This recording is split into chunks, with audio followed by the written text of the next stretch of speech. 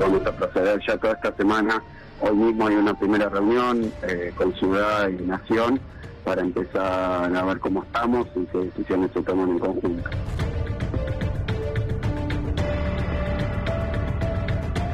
¿Habría que retroceder en lugar de quedarse en el mismo lugar? Yo pienso que sí.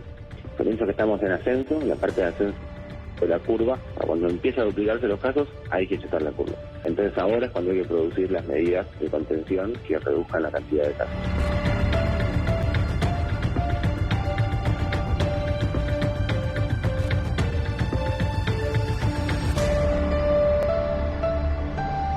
En 20 días empezamos a ver las imágenes de Manaus, de San Pablo, de Nueva York, de España, de Italia, es decir, de cadáveres apilándose en cámaras frigoríficas.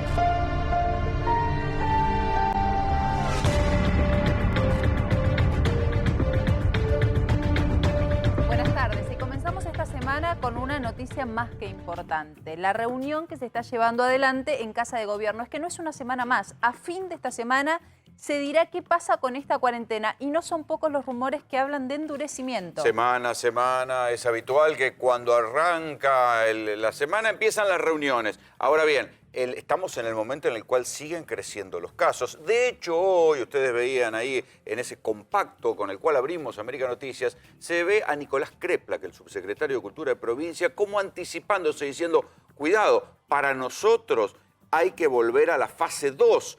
Pero dicen también que tiene que tener consenso porque no se puede separar capital de provincia. Entonces, una parte, uno de los que vota en esa mesa, la provincia de Buenos Aires, hay un funcionario de salud que está diciendo que hay que volver a la fase 2. O sea, lejos de aflojar la cuarentena, la quieren restringir. Bueno, todo esto ocurre en Casa de Gobierno, estamos trabajando en el lugar, te vamos a dar todas las novedades porque ministro de Salud, ministro de Transporte y ministro de Seguridad, tanto de Ciudad como de Provincia de Buenos Aires, están en esa reunión con Santiago Cafiero. Y mientras se van achicando cada vez más las reservas, entonces el gobierno está estudiando la posibilidad de que aquellos $200 que se podían comprar con permiso una vez al mes, bueno, un requisito más, va a haber una declaración jurada. Todos aquellos que quieran comprar dólares van a tener que justificarlo, que van a tener que decir que no hicieron ninguna operación, ni de dólar bolsa, ni de contado con liqui, que son las dos operaciones que el gobierno lo habían preocupado en este tiempo porque eran las que permitían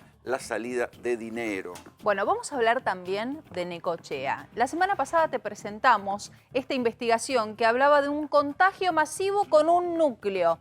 Un baby shower. Por supuesto que la bronca es mucha en todo Necochea. Hacía varias semanas que no tenían ningún caso, negocios abiertos, y esto dio por tierra todos los avances. Sí, pero además tiene una conexión con lo que pasó acá en el Sanatorio Güemes.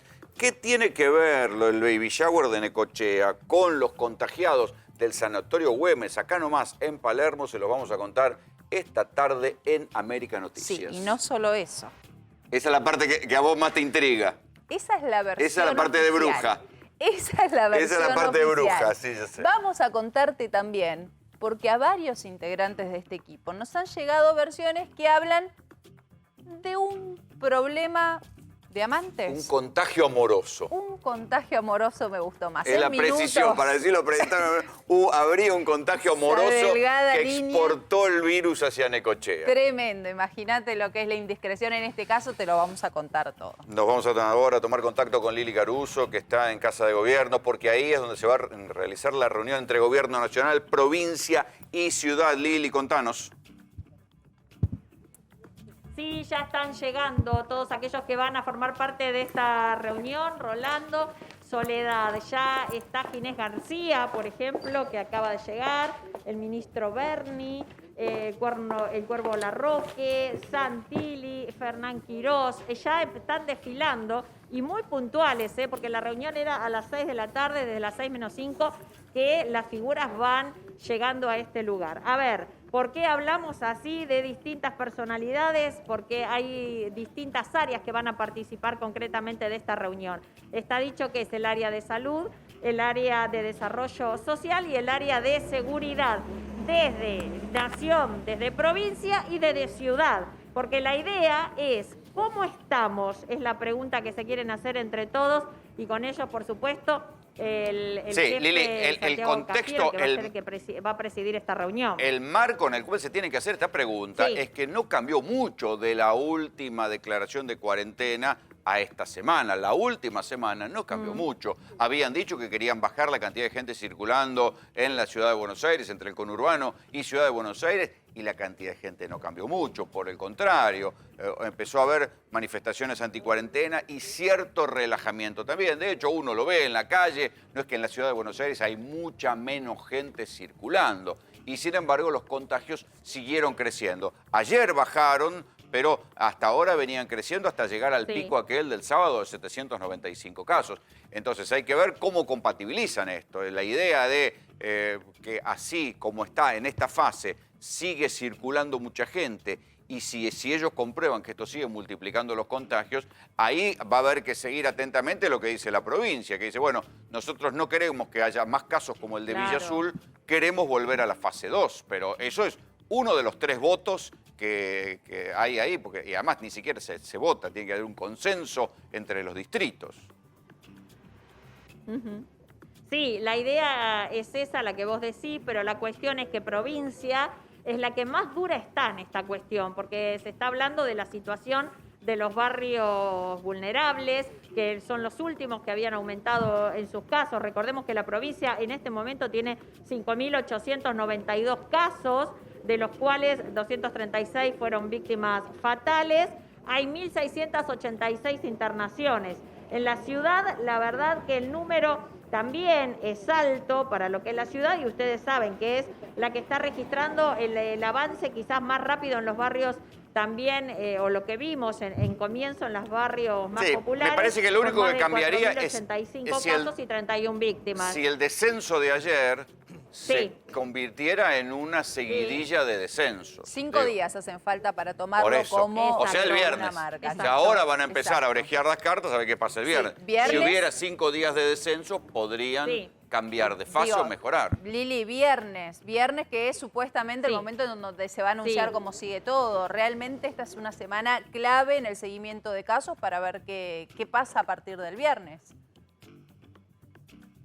Sí, exactamente. Y bueno, y acá lo que se va a poner sobre la mesa, lo que nos anticipaban, es que cada uno trajo su carpetita bajo el brazo para ver 3 puntos esenciales. Los números en los hospitales, con la gente sobre todo de salud, con los geriátricos y también con los barrios vulnerables, como les decía. Los mapas, los números, los gráficos que van a mostrar es lo que va a hacerse en primer lugar en esta reunión, que por ahora parece que va a estar Santiago Cafiero al frente, pero les cuento que también a media tarde llegó aquí el mismo presidente. Alberto Fernández vino manejando su auto y se instaló hoy aquí.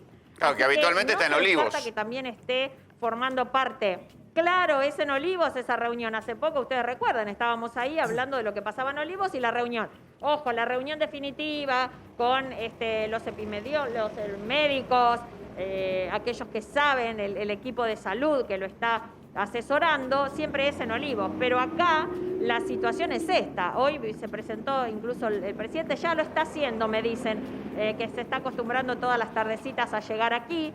Y hoy, claro, en este día especial para ver qué números se van a poner sobre la mesa. Hoy vamos a tener alguna definición de cómo está cada situación en particular, y el gobierno, sobre todo Ciudad, el AMBA va. Hay que decir que más allá de lo sanitario, el gobierno también se empieza a encontrar con un problema sociológico, que es cuánto aguanta la cuarentena, ¿no? Empezaron este fin de semana, se registraron diferentes manifestaciones, chiquitas en comparación a lo que podría ser una manifestación de oposición fuerte, pero las encuestas también empiezan a decir que de aquel apoyo que hubo en los primeros momentos a la cuarentena, eso empieza a deshilacharse.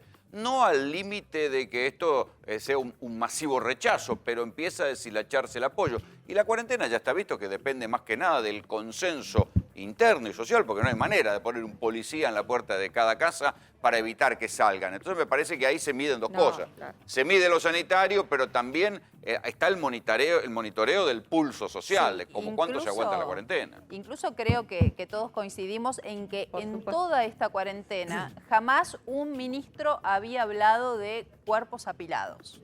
Esto es algo nuevo y esto aparece... Sí, y lo hizo con una frase diciendo, bueno, si se afloja la cuarentena, prepárense. Es lo más duro que un ciudadano puede escuchar, es el miedo más profundo, que esto se desmadre por completo.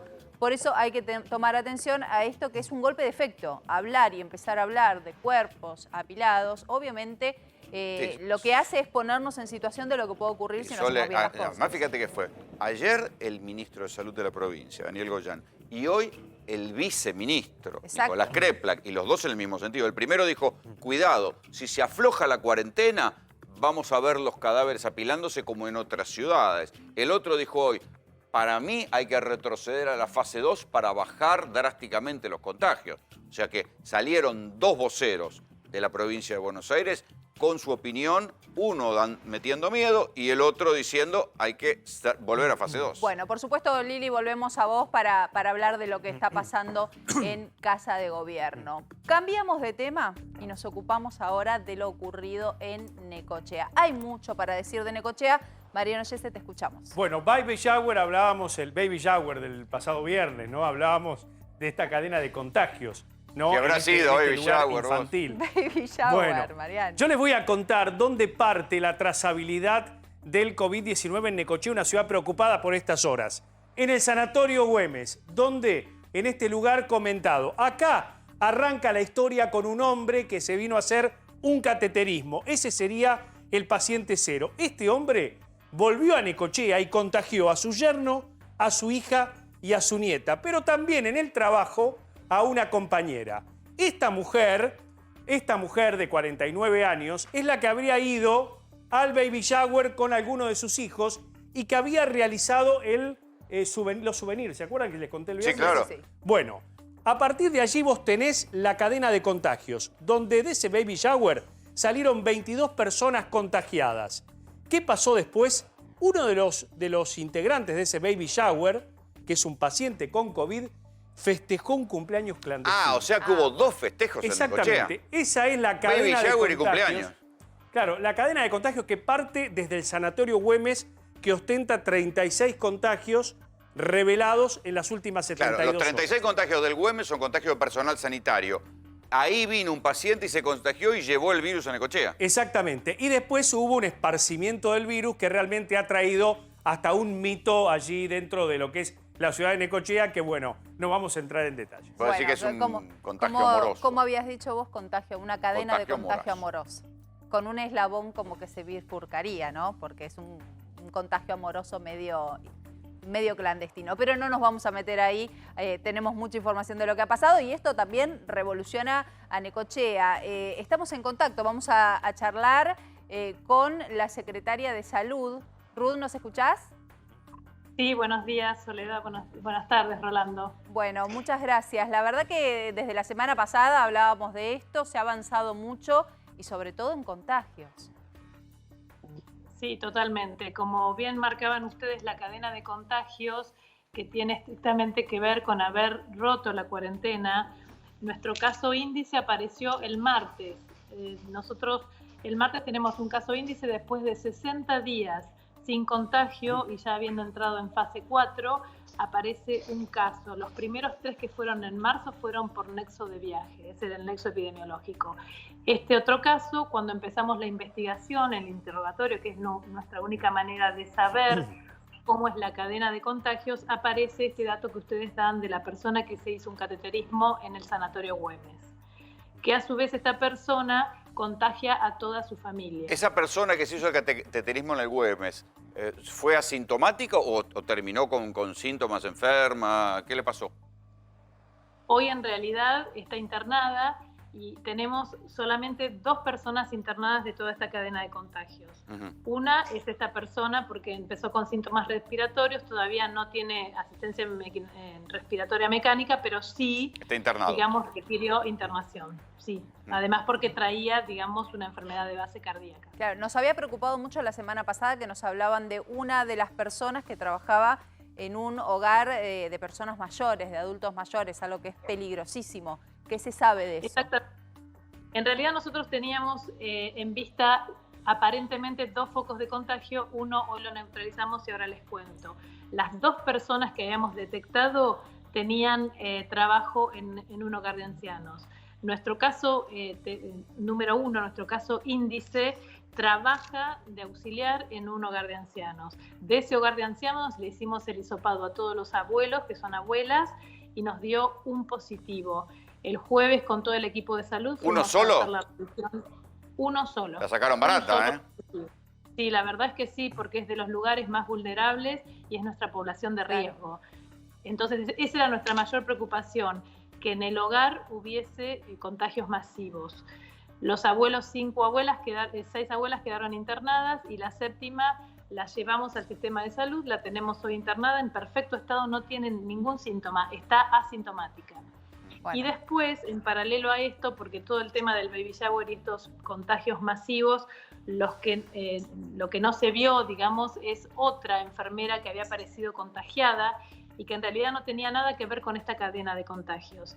Ella dio positivo y todos sus contactos estrechos, incluidos los abuelos del hogar en donde ella trabaja, acá hay otro hogar de adultos mayores involucrado, aparecieron todos negativos. Entonces lo que se sospecha, que hoy terminamos de confirmar recién, es que ella tenía un nexo de viaje hacía un tiempo y ahora cuando se midieron anticuerpos dio positivo. O sea que ahí cerramos un foco de contagios. Y ahora, ¿y hubo otro cumpleaños después? Además del baby shower, ¿hubo un cumpleaños clandestino que terminó multiplicando contagios? Sí, en realidad este es un dato, es un hallazgo que aparece ayer en esta red, en este armado de este mapa epidemiológico que estamos armando exhaustivamente. Aparece que una de las personas que había ido al baby shower el sábado, el martes cumplió años y recibió personas en su casa. Acá estamos hablando, se abre una nueva investigación y una nueva cadena. Hoy estamos esperando... A ver, espere, usted va muy rápido porque lo conozco. Se le cayó el celular, ahí está. Perdón. El asunto se hace así. El que va al baby shower se contagia y al día siguiente cumple años, invita gente a la casa y los contagia. En realidad esas son hipótesis. Ella es una mujer que va al baby shower. En el día de ayer descubrimos que ella había sido una de las participantes y que el día martes 26, martes de la semana pasada, ella cumplió años y hubo un festejo en su casa con 12 personas más. Voy a dar otro dato.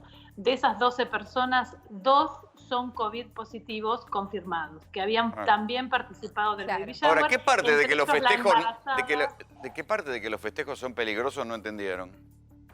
Exactamente, es una buena pregunta esa. Es muy grave, es muy grave. Ministra, a ver, a nosotros nos ha llegado, obviamente sin ánimos de meternos en la vida privada de nadie, que cada uno sea feliz como quiere, pero nos han llegado muchas versiones que hablan de algunos vínculos clandestinos, la verdad que son un montón los mensajes. Digo, a la hora de ponerse a rastrear los contagios y los contactos cercanos, ustedes todo esto también, me imagino que así como nos llega a nosotros, les habrá llegado a ustedes estas hipótesis, digo, para ir haciendo un seguimiento.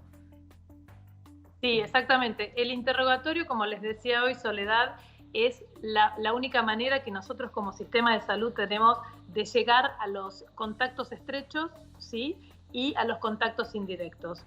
El interrogatorio es la única manera. Nosotros tratamos de hacerlo con una técnica y con profesionalismo, pero la gente tiene miedo, miente y a veces... Claro. ¿Y qué pasa si miente por preservar una relación clandestina?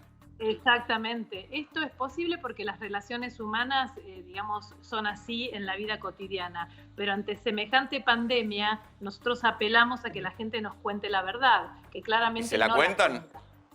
No siempre. No siempre la cuentan. Está bien. Eso sería que cambió la naturaleza humana. Claro, es complicado. Exactamente. Es complicado, pero peligrosísimo en este caso, ¿no? La verdad que por eso nos han llegado un montón de mensajes, imagino que a usted también. Sí, nosotros vivimos en una ciudad chica en donde todo el tiempo nos llegan datos. Quizás son datos de color y algunos datos nosotros los tomamos desde el sistema epidemiológico como para investigarlos, porque son datos que son muy importantes para nosotros. Si una persona tiene una relación sentimental con alguien, es muy probable que esa persona esté contagiada. Sí, ¿sí? Y que a su vez contagie y se pierda la cadena. Y que a su vez contagie porque esa persona probablemente tenga una familia y un trabajo. Entonces, esas son todas las redes que nosotros tenemos que armar. Y por el otro lado, hay una investigación judicial que está iniciando el intendente Arturo Rojas. Él es el que está organizando junto con el Poder Judicial Federal, la Policía Local, todas las denuncias a las personas que no cumplieron cuarentena. En el día de ayer se procedieron a secuestrar 3 celulares que son justamente de estas personas que ustedes señalan, y ahí vamos a obtener muchos más datos. Porque secuestrar no celulares, eso, la primera que escucho, que para verificar lo que pasó con la cadena de contagios se secuestren celulares, ¿no? Lo que no se cuenta, sí, porque dice las personas tienen iniciadas causas penales, Rolando. ¿Sí? Entonces, la causa penal permite tener acceso a la información, ¿sí? Porque violaron cuarentena y porque además pusieron en riesgo la salud pública. Ministra, ¿cómo le va? Yo quería preguntarle lo siguiente. La única persona que hasta el momento tenía la obligación de cumplir con la cuarentena era la persona que había venido a Ciudad Autónoma de Buenos Aires, ¿no? ¿Es verdad esto? Es decir, la persona que vino a hacerse el cateterismo, al regresar a Necochea, es la primera persona. Él es la primera persona que vino junto con su yerno de un lugar de circulación comunitaria. Nosotros tenemos en los accesos a las rutas, porque cuando llegamos al gobierno nos encontramos con un sistema de salud muy frágil, con falta de insumos, y que fuimos en este tiempo, por suerte el tiempo jugó a nuestro favor, reforzando. Entonces, nuestra mejor vacuna fue en los accesos tener controles que hace policía, defensa civil, salud, digamos, ¿no? Todo el gobierno está dedicado a eso.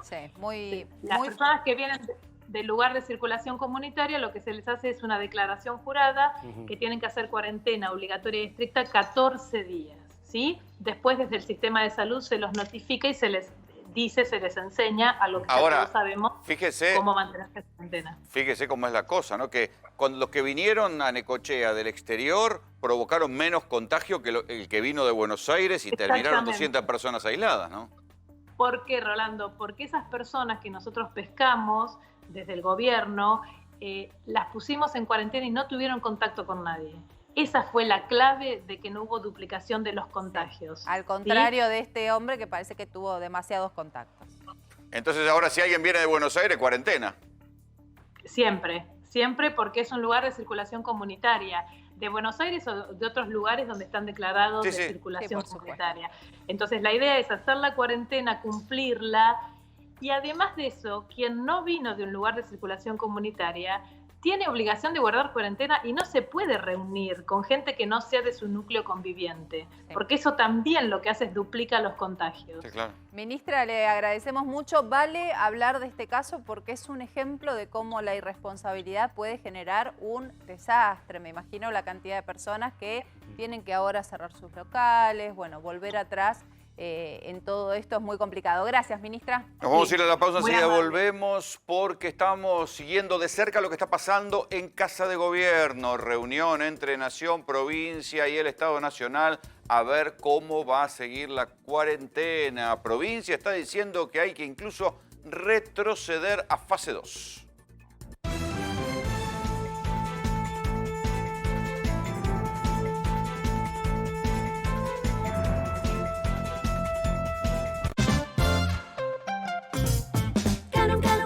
Canon es mi colchón, oh, oh, porque con Canon me renuevo, ningún otro es el que quiero. Canon es mi colchón, oh, oh.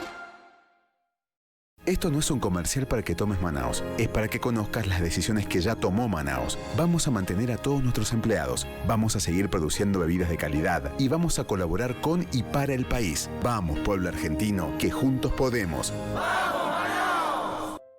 30 años, 3 generaciones de productores y vos, el motor que nos lleva siempre hacia adelante. Por eso hoy, como desde el primer día, seguimos trabajando en equipo, cuidándonos, para cuidar a todos. Somos Grupo Olio. Llegó la promo invierno de Goicoechea. Nuevo envase a un precio increíble y sin efecto frío.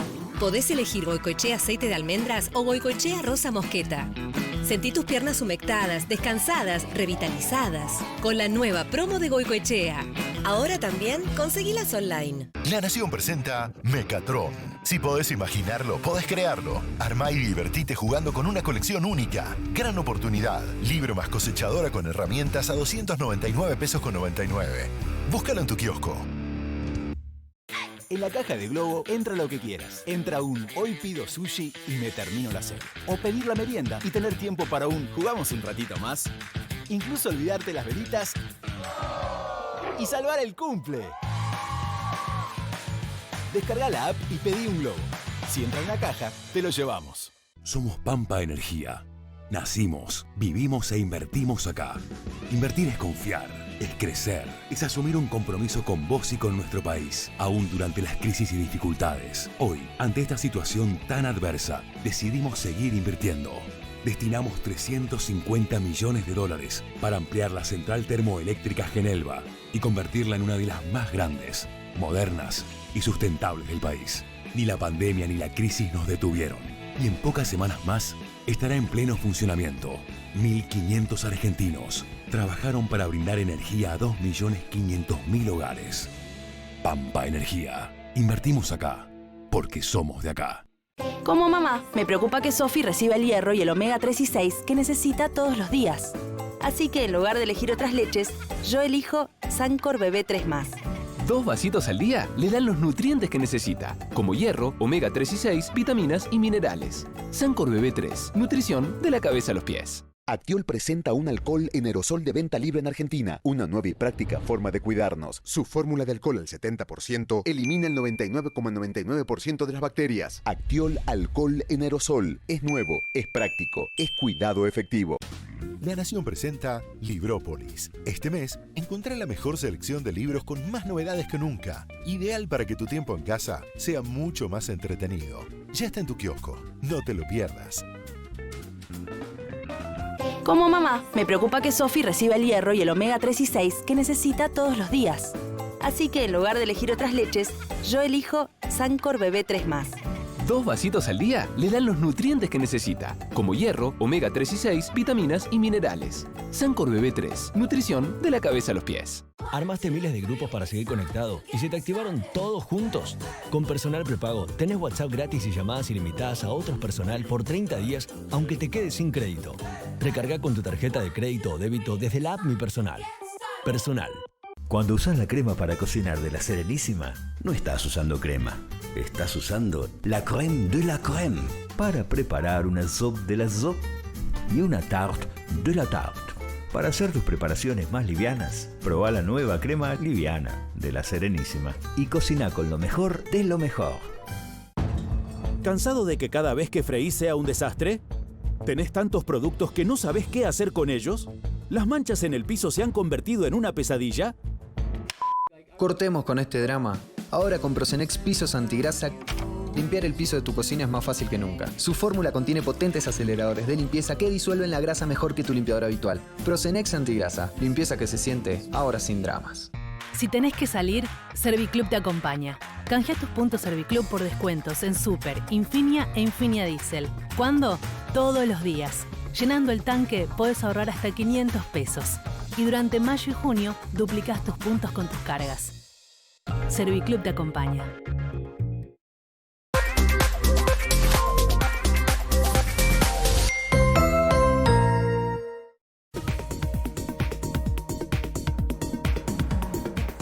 Volvemos con este último momento porque en Casa de Gobierno hay una reunión para ver cómo sigue la cuarentena. Es un momento clave, está en el auge de los contagios con una postura dura de parte de la provincia de Buenos Aires. 2 funcionarios del Ministerio de Salud están diciendo que hay que retroceder a fase 2, que sobre todo en el conurbano no está garantizada la cosa para que siga tal cual está ahora. En fase 3 habría que volver a la cuestión de cerrar todavía más y que solo funcionen los servicios esenciales. ¿Va a ser esta la postura de la ciudad de Buenos Aires? ¿Qué va a decir el gobierno nacional? Ahí está Lili Caruso. Lili. Sí, los equipos técnicos y también, por supuesto, aquellos que tienen que ver con la jefatura de gabinete, tanto de nación, de provincia como de ciudad, ya están acá. Llegaron todos. Así que lo que nos están diciendo es que ya la reunión está a punto de comenzar. En realidad ya están todos instalados. Así que desde las 3 jurisdicciones, tanto del área de salud, repito, como les conté hoy, del área de desarrollo social y los ministros de seguridad, más allá de los jefes de gabinete, ya están listos para ver que primero van a ver números, lo que trajo cada uno en cuanto a la evolución que se fueron dando en los últimos días, sobre todo en estos 3 aspectos y sobre todo fundamental, más allá del tema de los sanitarios, los temas de contagios que se han dado en el área de salud, también aquellos que se dieron en los barrios vulnerables y en los geriátricos, y sobre todo en esto de los barrios vulnerables donde se ha visto el mayor avance tal vez. Y claro, tuvimos el primer caso de la Villa Azul cerrada completamente. Bueno, de lo que se va a hablar acá nos dicen es eso. Primero, ver los números. Después ver si realmente la postura de provincia, que es en algunos casos retroceder y seguir adelante, por supuesto, la cuarentena, pero en otra fase. Es una más dura, no va floja, más dura. Tal vez Nación. Claro, es más dura, es mucho más dura. Por eso esa cuestión hay que ver cómo se reflejan en los números y qué quiere Ciudad. Y porque si se banca Ciudad socialmente. Lo que tenía Y era... si se banca socialmente. Claro, pero además, Rolando, coincidían con seguir la cuarentena. Yo te diría que por lo que nos dijeron acá de un anticipo es que la cuarentena, por supuesto, va a seguir más allá del 7 de junio. El tema es si va a haber alguna flexibilización más o áreas productivas que puedan comenzar a trabajar en la ciudad y qué va a pasar en la provincia con esas Claro. áreas. Y parecieran estar en, o no se va a seguir. parecieran estar en frecuencias distintas. La provincia con ganas de endurecer Exacto. mucho más y la ciudad con ganas de abrir determinados comercios. Sí, tal cual, como vos decís, pareciera que sí en este momento, a pesar de que todos dicen nosotros vamos a poner por delante siempre el tema de salud, el tema sanitario, y después veremos cómo seguimos con el resto. Pero primero las vidas humanas. Lo cierto es que ya en la provincia, como ustedes dijeron, las frases un poco asustaban. Pensar en muertos, pensar en abrir otros centros donde derivar a los afectados del COVID, algunos en ciudad que ya empezaron a mandarlos a ocupar camas, a esos centros especiales, esos hospitales que nosotros mostrábamos, que vos, Soledad, estuviste bien mostrando alguna vez, con muchas camas donde solo hay enfermos de COVID. Claro. Bueno, esto ya se empieza a poblar y esto es lo que está preocupando. Sí, el punto de saturación. Ese es para la provincia. Para la provincia el problema es el punto de saturación. Enseguida volvemos a vos, Lili. Y otra jornada de marchas en los Estados Unidos, sin dudas, las imágenes del fin de semana han sido estas, no solo las que se dieron allí en Norteamérica, sino también en todo el mundo, en donde cientos de personas marcharon para decir basta a la violencia racista. Esto obviamente es luego del asesinato de George Floyd, que ha generado tanto rechazo de cómo es el actuar de la policía en los Estados Unidos y ha traído también viejas historias, casos emblemáticos, y muchos se preguntan, ¿hará esto realmente el verdadero cambio? Bueno, la expectativa sobre lo que pasaba iba creciendo, sobre todo en la Casa Blanca, en donde cientos de manifestantes llegaron y luego de 20 años se volvió a utilizar el búnker presidencial, en donde se alojó a Donald Trump junto a algunos de los miembros de su gabinete. Esto pasaba el fin de semana en marchas que no se van a detener. La sociedad espera algún tipo de respuestas. Estamos trabajando en vivo en Nueva York con Domitila del Hacha, nuestra colega. Domitila, ¿cómo estás? Buenas tardes. Buenas tardes, ¿qué tal? ¿Cómo andan? Sí, la verdad los saludo desde un país completamente conmocionado por lo que ha sido el asesinato de George Floyd en manos de la policía. Las marchas, como bien decías recién, han tenido su pico, sobre todo, en este último fin de semana, donde si bien arrancaron siendo muy pacíficas, sobre la noche, hacia el final del día y con la oscuridad, empezaron a tener cierta confrontación con lo que fue la policía. Se vio mucha represión, se vio balas de goma, se vio gases lacrimógenos. Otra vez el abuso policial sobre los manifestantes, que obviamente después de esta represión, como bien circuló a través de las imágenes en redes sociales sobre todo, terminó con muchos saqueos. Por eso también les quería mostrar, yo en este momento me encuentro en Times Square, ícono de la ciudad de Nueva York, para que se den una idea de cómo están intentando solventarse, si se quieren, estos comercios que desde hace semanas que se encuentran cerrados, pero ahora con el temor a un posible saqueo frente a las múltiples manifestaciones que está habiendo a lo largo y ancho del país, han empezado a tapiar todo lo que son los comercios. Domitila. Sí. ¿Qué tal, Graña? Te habla, ¿cómo te va? Las manifestaciones siguen formalmente porque esas tapias con madera Yo las vi, por ejemplo, el año pasado en Santiago de Chile, que era típico porque había un día y al día siguiente había más manifestaciones. O sea, se ponen cuando ya no vale la pena arreglar los vidrios. Hace 2 horas nada más, este lugar estaba repleto de gente. Ahora toda la gente que estaba en este lugar se movió hacia el sur de la isla y después se trasladarán para Brooklyn y cruzarán para Queens luego. Las manifestaciones están lejos de terminarse. Lo que se quiere, según dicen los manifestantes, es que haya justicia por George Floyd. Y esto significa, para la gente que reclama justicia, que no solo Chauvin, que fue el policía que lo asfixió con su rodilla y lo arrojó al suelo y que en un promedio de 9 minutos terminó con su vida, sino que los otros 3 oficiales que participaron y que fueron cómplices del asesinato también sean imputados por homicidio. Ahora, Domitila, y esto, según las autoridades, ¿por qué no sucede? Porque también veíamos este fin de semana en vivo, a través de la CNN, cómo la familia de George Floyd hablaba por primera vez con el jefe de la policía, intercambiaban ahí, obviamente, palabras de mucho dolor, el pedido de disculpas del jefe de la policía, diciéndole que él mismo, cuando vio las imágenes, no dudó en denunciar lo que había sucedido. Y es él el que le decía, para mí, y tal como se lo dije a los oficiales, tiene la culpa desde el que prácticamente asfixió a George Floyd, como los otros que no dijeron absolutamente nada y fueron cómplices. ¿Por qué no pasa? ¿Por qué no acciona la justicia en contra de estos otros oficiales?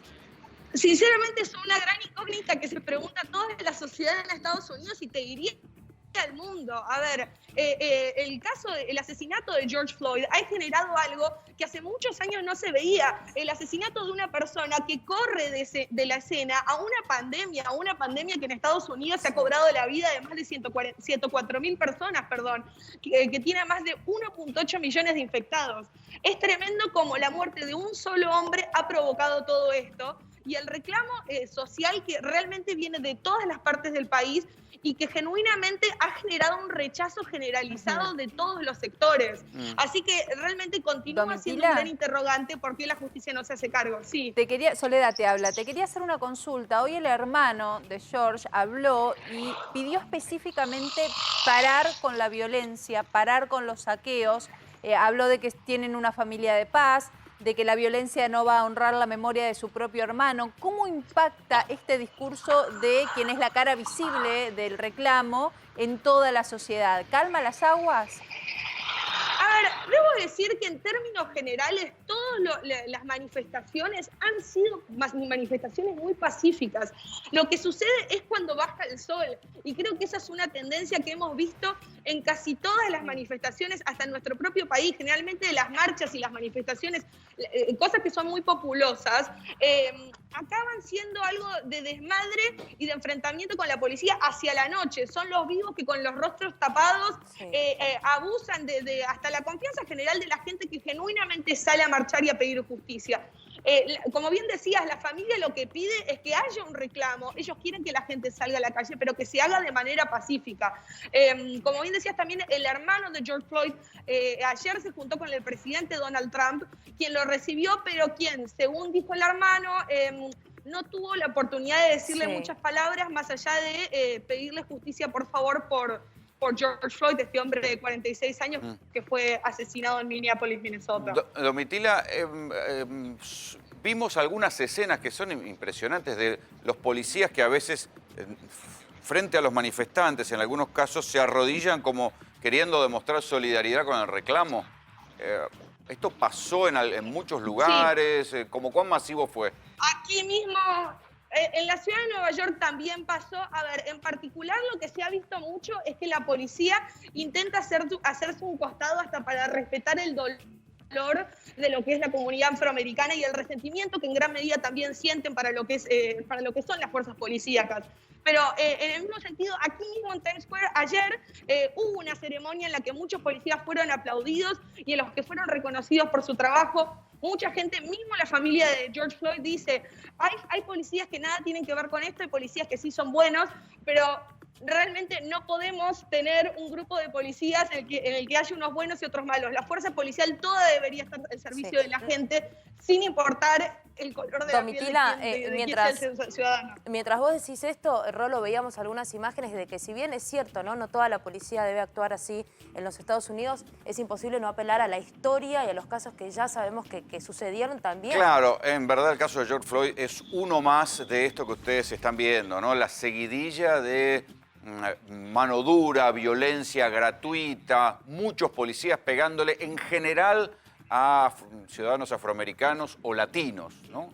Esto que están viendo es un compilado, no te digo Domitila, porque nosotros estamos mostrando acá en pantalla un compilado de imágenes de violencia policial en diferentes estados, que claro, para nosotros en Argentina, y eso que acá sabemos de policías bravas, es inimaginable que esto pueda suceder, porque muchos de estos casos de violencia explícita, grabadas con celulares, terminan con disculpas judiciales. Algunos de ellos han generado muerte y no han generado que los policías vayan presos. Por eso, el caso de Floyd se convirtió en la gota que derrama un vaso que ya venía de muchos casos previos de violencia policial, de pegarle a adolescentes porque estaban tomando sol. En el caso de Floyd mismo, lo acusaban de haber hecho circular un billete de $20 rendido. Hoy se conoció una nueva cámara de seguridad donde se ve que el tipo se había rendido, que lo tenían esposado y que igual, aunque estaba diciendo me están ahogando, lo termina asfixiando con una rodilla contra el piso.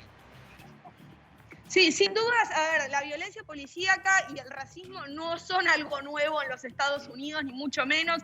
Es una problemática que atraviesa el país hace décadas, así que esto no es una novedad. Lo que sí se espera, algunos con mucha esperanza, otros con más escepticismo, es que esto pueda generar alguna diferencia de cuajo en lo que es el sistema y en el funcionamiento de Estados Unidos, no solo en lo que es la fuerza policíaca, pero en la sociedad en general.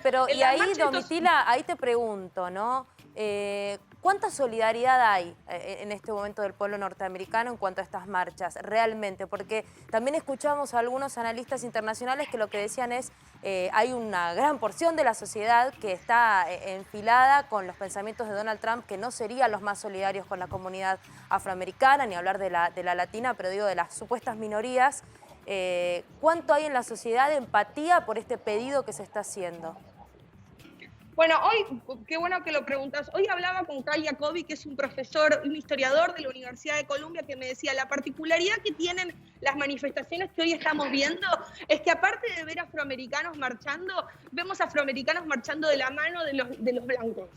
Eso demuestra que sin dudas hay un apoyo más general de lo que son las comunidades en todo el país. Ahora no están solos los afroamericanos marchando, realmente lo que se ve es una gran parte del país diciendo basta, claro. Estos son mis hermanos, estos son incluso mis conciudadanos.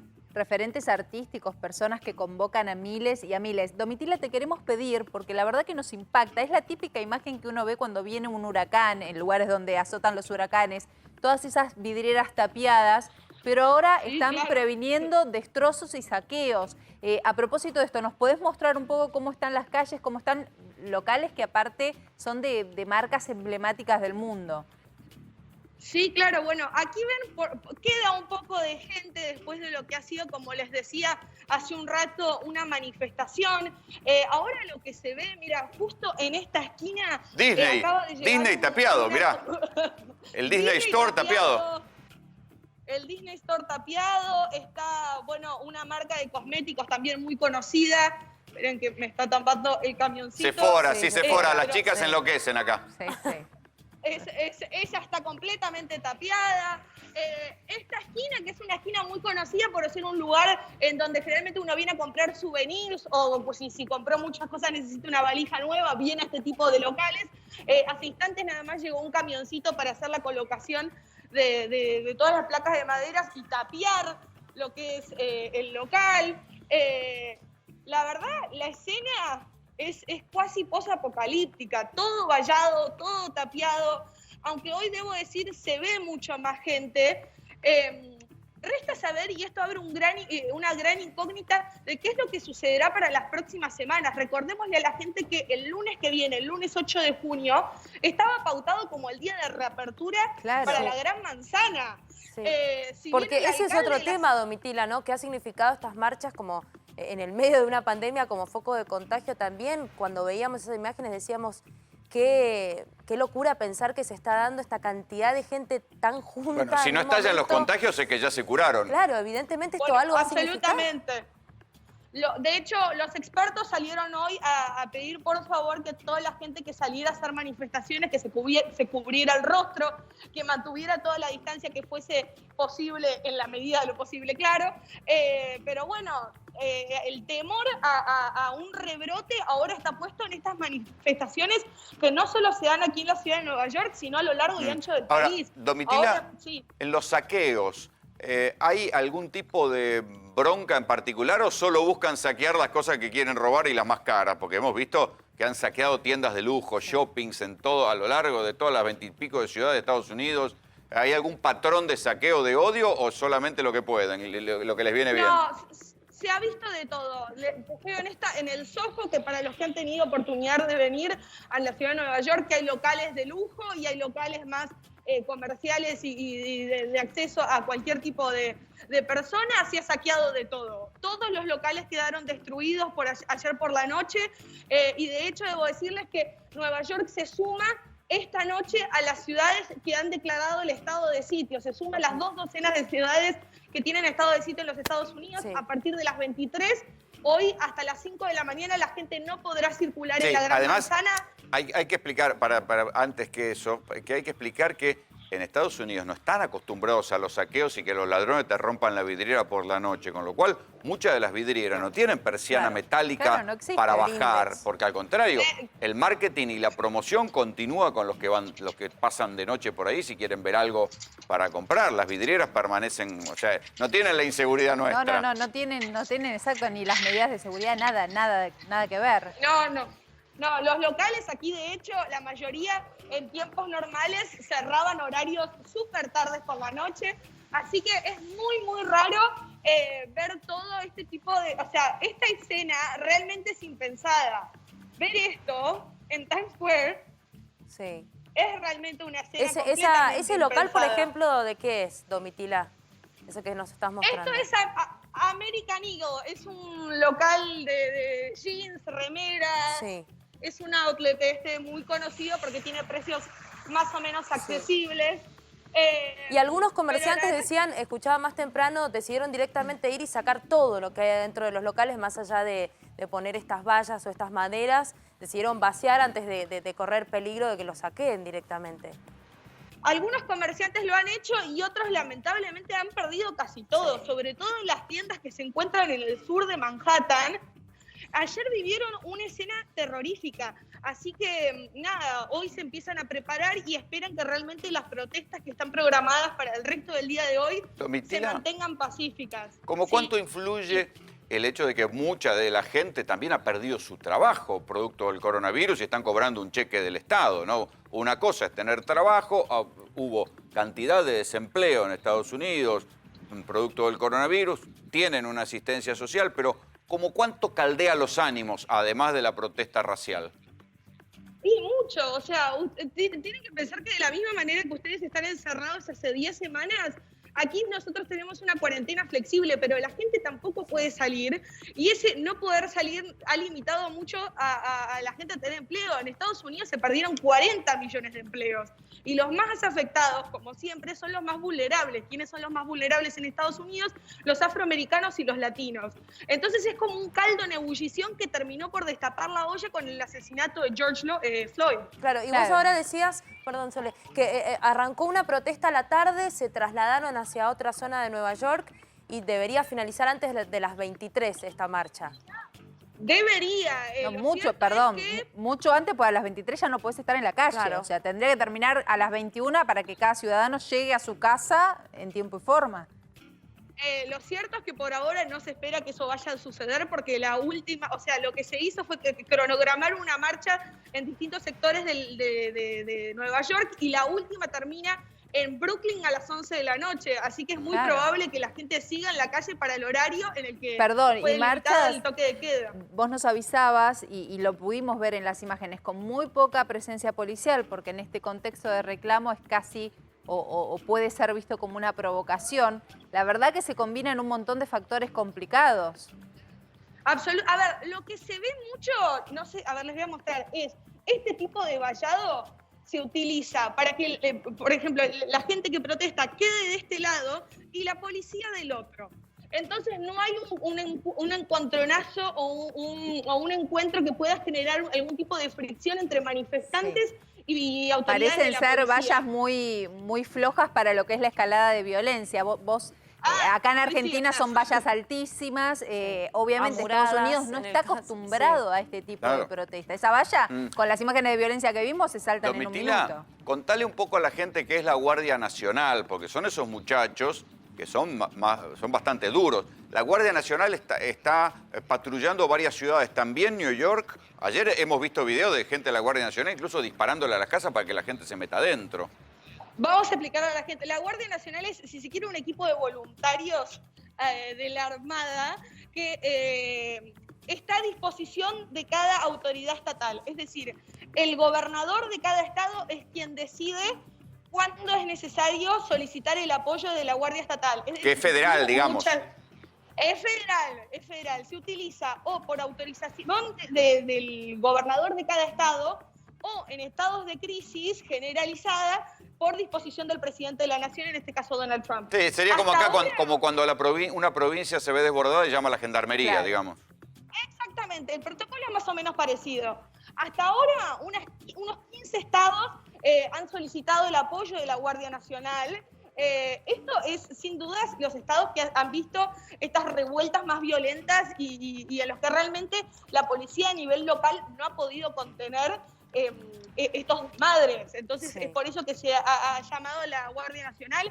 Y de hecho, hoy mismo el presidente Donald Trump tuvo una reunión telefónica con varios de los gobernadores a los que básicamente les dio la orden de, si no pueden controlar la situación, llamen a la Guardia Nacional porque para eso está ahí. No actúen como estúpidos, les dijo. Domitila, no y nos hablaste dejen como vergüenza internacional. Sí, hablaste de Donald Trump y ayer era muy particular lo que sucedió en la Casa Blanca, digo, con toda la gente y los manifestantes afuera. Adentro Donald Trump decidía, según trascendió, esconderse, refugiarse en lo que es el búnker presidencial, que según información no se utilizaba desde el ataque a las Torres Gemelas.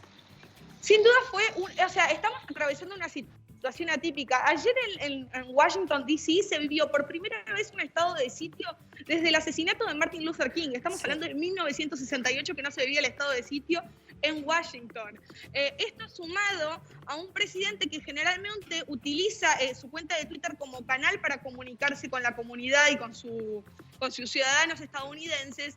Ayer lo que más dijo fue ley y orden en manera reiterativa, y después se llamó al silencio. Esta mañana volvió a aparecer, asumimos, después de la salida del búnker, en donde estaba junto a otro de sus oficiales y su familia. Que no me diga que en el búnker no tiene internet, pobre hombre. Dicen que sus asesores lo limitaron bastante. Le sacaron el teléfono. Vieron cómo todo el país le dijeron, Donald, dame el teléfono, por favor.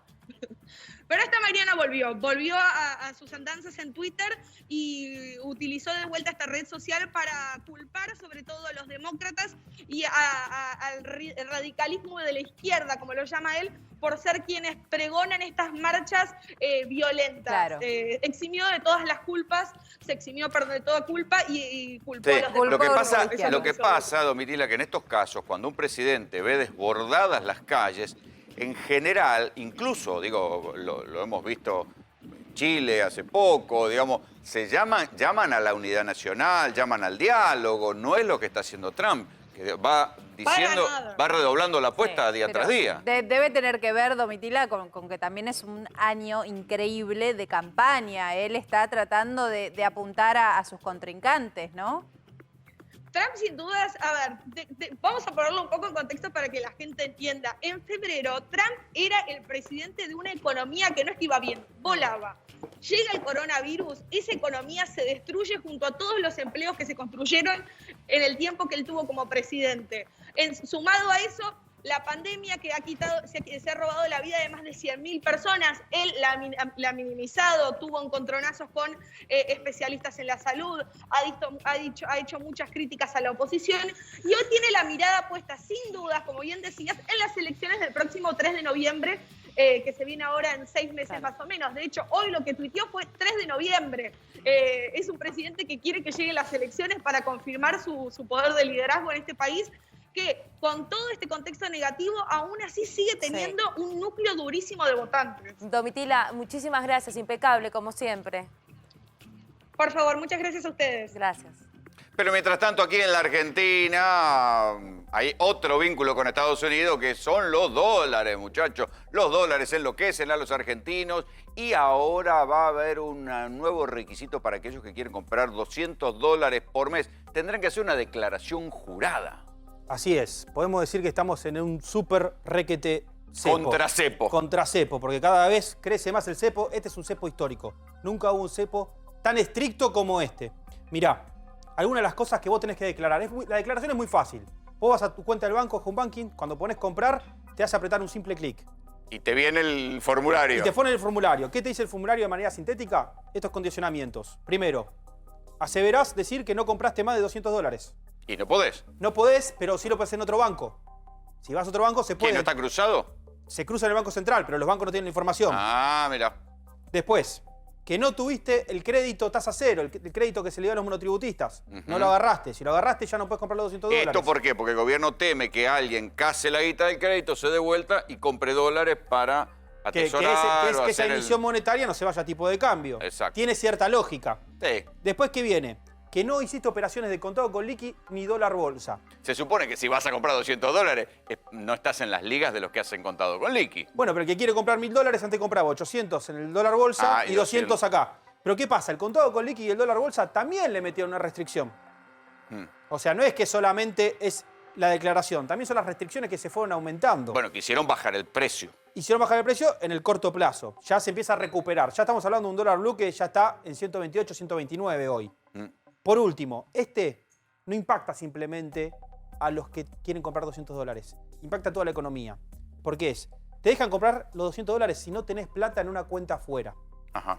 Pero acá bueno, empieza... el que tiene plata afuera no está en estas ligas comprando bueno, pero acá, $200. Pero acá empieza el problema que está generando en la economía esta parte. ¿Qué pasa?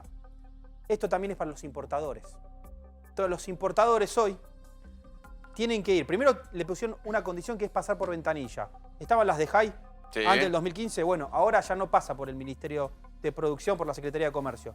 Ahora el permiso pasa por el Banco Central.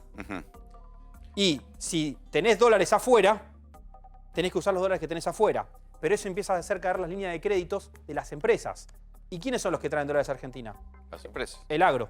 No, el agro es el que vende los dólares a partir de marzo, abril, y con eso los argentinos le empezamos a sacar plata al Banco Central, por decirlo de alguna manera. ¿Qué pasa? No pueden comprar los fertilizantes. Entonces empezó a generar una interna política en el equipo económico, de las que ya conocemos, entre el Banco Central, el Ministerio de Economía y el Ministerio de Producción. ¿Por qué no pueden comprar fertilizantes? Se supone que es un insumo legal y un insumo normal que pueden comprar incluso al dólar a 70. Porque le dicen, usar los dólares que tenés afuera, pero esos dólares son para la línea de crédito. Se empieza a hacer todo un quilombo, ¿viste? Como suele pasar en la historia económica argentina. Y hasta el presidente del Banco Central salió a decirlo. No, yo empecé a tomar estas medidas porque no arreglan el tema de la deuda. Lo dijo públicamente. Y porque te están achicando las reservas. Porque recuerden que cuando asumió Alberto se decía que no había reservas en el Banco Central y que había que cuidar los dólares. En todo este tiempo se fue mucha plata. Se llegaron a ir hasta $90 millones por día. Entonces ahora que tienen que arreglarla, finalmente están en el tramo final de que arreglan, que no arreglan, si van a extender el plazo de negociación, tienen que cerrar todavía más el ducto por el que se van los dólares. Mira, vos ponele que de reservas hoy te pueden quedar 6.000, 7.000 reservas, 7.000 millones de dólares de reservas netas. Olvidémonos de las brutas. Y más o menos por año, si vos tenés una economía abierta, por mes, perdón, se pueden ir 2.000, 3.000 millones de dólares. Claro. O sea, no te queda nada. Para 3 meses. Por eso vos tuviste que cerrar, porque aparte vos, cuando tenés una brecha tan grande, hace que los importadores digan, no, dame todo lo que puedas darme de producto, dámelo, porque me lo está dando un tipo de cambio subsidiado. Claro. Ahora bien, ¿puede todavía restringirse todavía más el cepo? ¿Pueden quitar esto de los $200 con declaración jurada y todo? Era lo que se esperaba. Lo que se esperaba era que saquen los $200, porque no tiene mucho sentido. pero prefirieron ir por un lado de poner restricciones. Sí, y digan que no hay gente viajando, porque como el coronavirus desde ese punto de vista favoreció, porque ya no hay argentinos yendo al exterior y gastando con tarjeta de crédito. A lo sumo pueden gastar algo vía internet, pero es poco. Lo que se plantea un poco, que puede ser la estrategia del Banco Central, es que después de que se resuelva el tema de la deuda, empiezan a soltar un poco el dólar oficial, el dólar solidario, por decirlo de una manera, para ir achicando esa brecha. Por eso están poniendo estas restricciones que, según el presidente del Banco Central, son transitorias. ¿Qué quiere decir? Que está reconociendo de cierta manera que no están bien, que no son beneficiosas y que son de muy corto plazo. ¿Hay alguna otra interpretación o preocupación, ponele, paranoica detrás de esto? Por el momento no. Por el momento es poco manejo. Nosotros tenemos dólares, poco manejo por culpa de que no arreglamos la deuda, poco manejo del modelo económico, no entendemos bien qué está pasando con el coronavirus, hasta dónde va a impactar la cuarentena, y es todo el miedo que empieza a generar. Entonces dicen, hagamos lo que sea para retener esos dólares porque nos quedan pocos.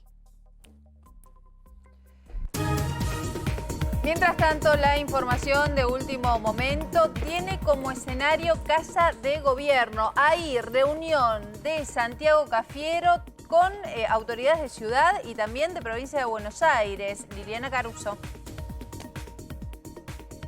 Sí, la reunión, por supuesto, ya está en marcha. Es en el primer piso, en el Salón de las Mujeres, donde están todos los equipos técnicos y sanitarios de la nación, de la provincia y de ciudad. Y un elemento importante que acabamos de confirmar. Yo les comentaba que estaba el área de salud, el área de desarrollo social, por supuesto, el área de desarrollo social, que ya les decía, más las jefaturas de gabinete. Sí. Pero ¿saben quiénes están también? Porque es una pata importante. El área de transporte. Exactamente. Están los secretarios de transporte de las tres, sí, de las tres jurisdicciones. Sí, te agrego algo, Lili. Porque es el tema que, entre otros, preocupa, sí. Me parece que también está cada una de las áreas de seguridad, porque en realidad el conflicto y la decisión pasa por todos los estados. Las marchas de comerciantes que empezaron a tener un nivel un poco más intenso la semana pasada, ni hablar del transporte es el eje de todo esto. Y no bajó tanto la cantidad de transporte.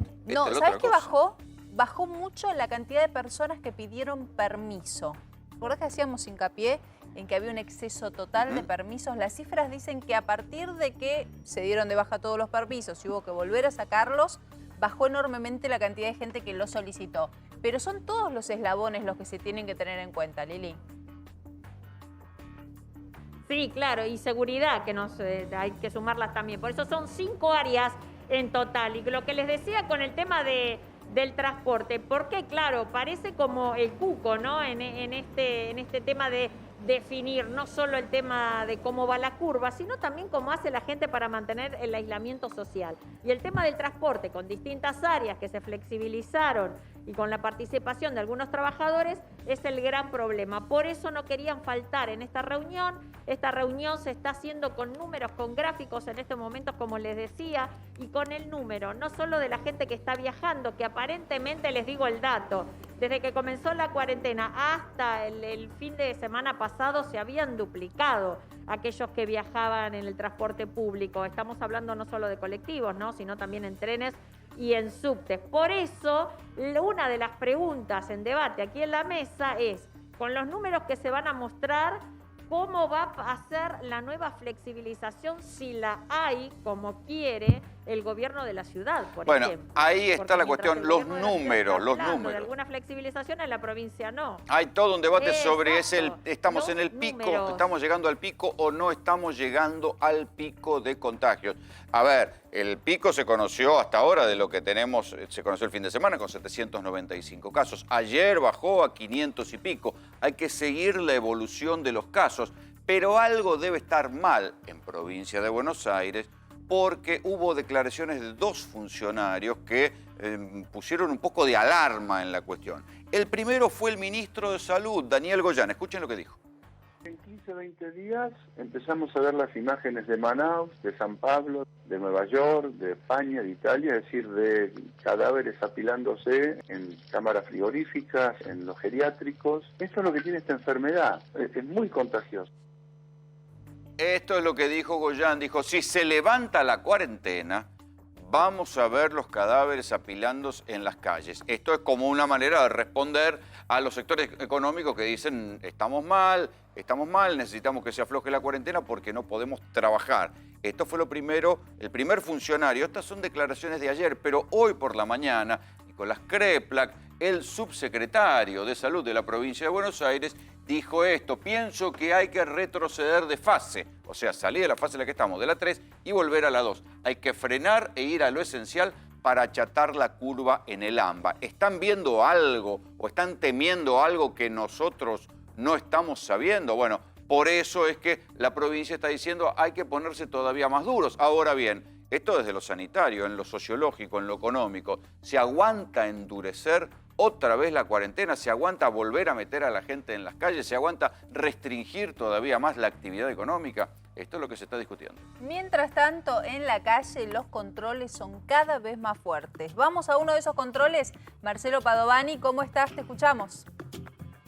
Sole, ¿qué tal? Buenas tardes. Estamos en General Paz y San Martín, a unos metros. En realidad, aquí a bordo de un colectivo de la línea 78. Aquí está la policía y la gente de gobierno de la ciudad controlando. Ustedes pueden ver. Bueno, es muy sencillo el trámite. Vos le mostrás la autorización en el celular, o si la tenés impresa, le mostrás cualquiera de las dos, mostrás tu documento y seguís el viaje. Y atención, porque si no tenés la autorización, bueno, ahí ya te abren una causa penal por violación de la restricción a la circulación. Esta es la situación a esta hora en, reiteramos, General Paz y San Martín, a unos metros en realidad de esa esquina. ¿Marcelo?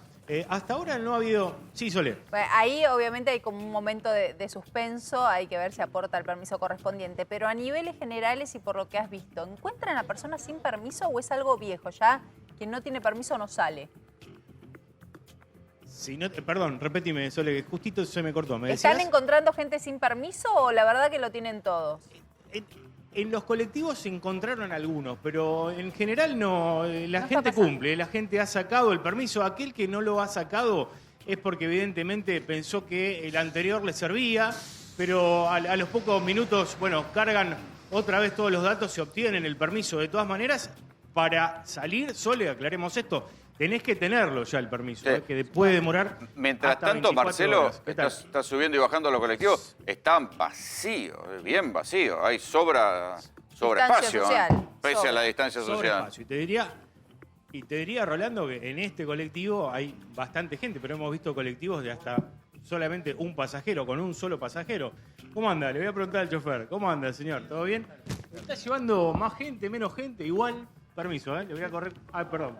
Es igual que desde que empezó la cuarentena, sí, poca gente. Sí, bueno. Poca gente. ¿Y alguna infracción ha detectado en su colectivo, en su unidad? No, porque nosotros no detectamos eso. Por ahí cuando... Sí, me bajaron pasajeros que no tenían el permiso de circulación. Sí, me bajaron. Marcelo. Lo dejo seguir viajes. Marcelo, Gracias. preguntale antes de irte Sí, si Rolo. notó que bajó la cantidad de gente de la semana pasada a esta. Ahí le pregunto al de atrás. Dale. Sí, ahí le pregunto. A ver, mira, este viene vacío. Claro, mira, viene vacío, obviamente lo dejan seguir. A ver, acá el 87. El 87 veo dos pasajeros. Dos pasajeros allá en el fondo. A ver, subimos acá al 87. Le voy a preguntar al amigo del 87. ¿Cómo anda, amigo? ¿Todo bien? ¿Más gente o menos gente que la semana pasada? Menos gente. Menos gente que la semana pasada. ¿Cuándo lo notaste? ¿A partir de hoy? No, en estos horarios generalmente viaja menos la cantidad de gente y bueno, pero normal, la verdad. ¿Todo bien? ¿Te bajaron algún pasajero por no tener el permiso? Por el momento no. Gracias. Te pregunto, Marcelo, porque acordate que todas estas restricciones al transporte arrancaron la semana pasada y se anunciaron justamente buscando bajar la cantidad de gente que entraba a la ciudad de Buenos Aires, para ver si ahí se ve, ¿no? Digamos que la gente que entra y sale todos los días efectivamente bajó o aquel festival de permisos continuó. En transporte público, Rolando, por lo que podemos ver, sí, bajó bastante la cantidad de gente. Sí. De hecho, te digo, varios colectivos con un solo pasajero o dos, como en este último caso. Y lo que sí vemos son muchos autos, pero esto, si vos le preguntás a alguien del gobierno de la ciudad, te dicen que es positivo, porque la gente viaja en su auto, así baja el peligro de contagio. Sí pueden viajar más de una persona en un auto. Pero claro, todos con barbijo y con su permiso. Pueden viajar, por ejemplo, 4 personas tranquilamente en un auto, todos con su permiso y todos con barbijo. Evidentemente, Marcelo, esta percepción de que había dando vueltas más gente de la necesaria, de la imprescindible en esta etapa, era cierta, por lo menos a juzgar por los primeros días. Ya volvemos. Sí, vamos a ver si eso se traduce en una baja de los contagios. Fundamental.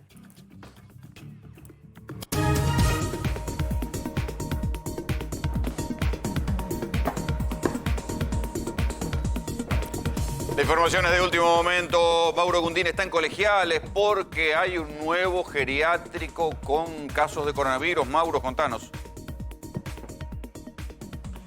Sí, exactamente, en la calle Céspedes al 3100, otra vez el geriátrico, otra vez un geriátrico vuelve a ser noticia por caso de coronavirus en adultos mayores. En esta oportunidad todo derivó, o por lo menos todo se ha agudizado el último fin de semana, con 20 casos que dieron positivos de COVID-19, pero es un geriátrico que ya había tenido casos positivos. De hecho, el primero fue el 25 de mayo, y a partir de allí, Rolando Sole, la propagación del virus que llega a que a esta altura tengamos que hablar que en este geriátrico que tengo a mis espaldas hay 39 personas con COVID positivo. ¿Y están ahí o ya los evacuaron, Mauro? Empleados de este lugar. Todos los que dieron positivos, aquellos que fueron en primera instancia, el primero, reitero, fue el 25 de mayo, es decir, el lunes de la semana pasada. Todas las personas que dieron COVID positivo fueron trasladadas según su obra social al sanatorio, clínica u hospital correspondiente. Y aquí adentro lo que quedan son 6 adultos mayores que no han presentado síntomas, pero que están siendo testeados de manera regular. Y también 4 empleados del lugar que vinieron luego que se fueran aquellos que dieron positivo. Es decir, que no han tenido... Sí. Basándonos en la primera experiencia que hubo de contagios en un geriátrico, que fueron patrullas a desinfectar todo el lugar porque el virus estaba ahí adentro, ¿cuál es el criterio que se está manejando acá? No dan positivo, pero siguen estando en el lugar donde evidentemente hubo transmisión de virus. Sí, exactamente. Sole, lo que ha pasado aquí es que en un principio los directores médicos del geriátrico han tomado la rienda del asunto y después el Ministerio de Salud ha actuado de manera correspondiente con todos los protocolos para trasladarlos a los distintos hospitales. Lo que está pasando ahora, a diferencia de aquella oportunidad que estás bien marcando vos, es que la gente del Ministerio de Salud de Cava se acerca aquí regularmente, diariamente, a controlar y hacer los testeos correspondientes para aquellas personas que están aquí y que no consideran necesario, por lo menos hasta el momento, tener que ser trasladado. Pero hay un tema que es importante y que ¿por qué los testeos son a diario en este geriátrico también? Porque la gran mayoría de los casos positivos de COVID-19 en este geriátrico eran asintomáticos. ¿Sí? Es decir, ninguno de ellos, tanto los adultos mayores como los empleados, habían presentado síntomas relacionados a esta enfermedad. Mauro. Por eso la preocupación y por eso, sí.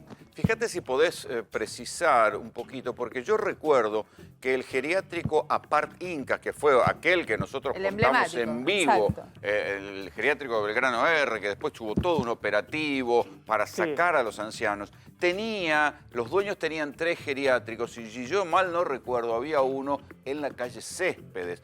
Entonces, quiero saber el nombre, a ver si logramos detectar si es una misma sociedad comercial o si hay algún vínculo societario entre aquel geriátrico Apart Incas y este.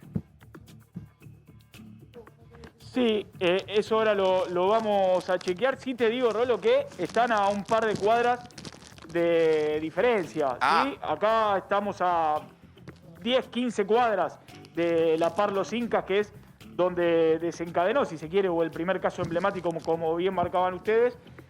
Ahora vamos a ver, mientras ahí estamos viendo la casa de los abuelos. ¿Cómo se llama este? ¿Cuál es el nombre que hay? Lo estamos viendo, no puedo leer. A ver, porque lo que dice aquí es la casa de los abuelos, residencia para adultos mayores. Está la SRL, es decir, la gente que es dueña del geriátrico, exactamente, la razón social, pero no está a diferencia de los otros geriátricos, el nombre de fantasía, si se quiere, o el nombre de este geriátrico. Ahora vamos a averiguar qué tipo de ligazón tiene. Lo vamos a chequear, Lo importante es que a lo largo de todos estos meses se detectaron estos 40 casos y ya se llevaron a casi toda la gente, entonces. Sí, hay en la calle Céspedes. Ahora vamos a chequear esta información. Sería más que interesante saber si es la misma sociedad, que tenía 5 lugares, probablemente A veces sea es una uno. coincidencia o si efectivamente es de la misma sociedad o del mismo grupo. Puede que tengan alguna diferencia en la constitución societaria. Y recordaba con respecto al ejemplo que dábamos, que también era de este lugar, cuando llegaron las personas y parecía casi un operativo que nos sorprendía, desinfectar todo, incluso los picaportes, las partes de bronce, que también se dio un problema en ese geriátrico, Mauro, y tuvo que ver con que muchos abuelos después no tenían dónde ir. Era complicado reubicarlos, tenían cuadros que no les porque los permitían. geriátricos no admiten nuevos admiten ancianos ahora por el aislamiento. Por eso quizás se ha corregido esa parte del protocolo y es preferible a quienes no dan positivo, pensando ahora, ¿no?, que queden en el lugar con un seguimiento como se está dando. Sí, de hecho, con respecto a los casos anteriores, también recuerdo que se había dado un accionar medio raro, porque hasta ha habido casos de aquellos abuelos que fueron trasladados, estamos hablando de la Par Los Incas, sin notificarlos a los familiares, ¿sí? De hecho, me ha tocado estar en contacto con los familiares y me decían, yo me enteré por el propio hospital o por la propia clínica, no por el geriátrico en sí. Lo que también va a suceder aquí es que aquellas personas que no han presentado síntomas y que están en estos momentos en hospitales o en las clínicas, ya sea los empleados o los adultos mayores, van a ser testeados en los próximos días y en el caso de que lo consideren los directivos médicos del geriátrico, la intención es que puedan llegar a hacer la cuarentena y el aislamiento aquí también. Claro. Es decir, que Testeo no y se mantengan seguimiento. en una clínica, sino aquí. Exactamente. Claro, porque ahora los geriátricos tienen que cuidar mucho, porque si se descubre que escondieron un caso y que al esconderlo a sabiendas terminaron propagando la enfermedad, les puede pasar como pasó del otro lado de la General Paz, que hubo una clínica en Vicente López, que la directora médica y los dueños terminaron yendo presos la semana pasada porque habían ocultado los datos. Este también es la causa judicial que se sigue contra los dueños de Apart Incas, tiene que ver con esto, que sabían que había coronavirus, que no lo decían, que esperaron, que fueron imprudentes, y de esta manera se les complicó la situación judicial. No solamente en lo civil, vale decir, en la demanda por plata por daños y perjuicios, sino también en lo penal. Esto, atención, porque la semana pasada hubo detenciones en el caso de una clínica en Vicente López. Con respecto a esto, tal vez para marcar una diferencia, el 25 de mayo, decíamos, el lunes de la semana pasada se dio el primer caso, que fue de una empleada y a partir de allí la propagación.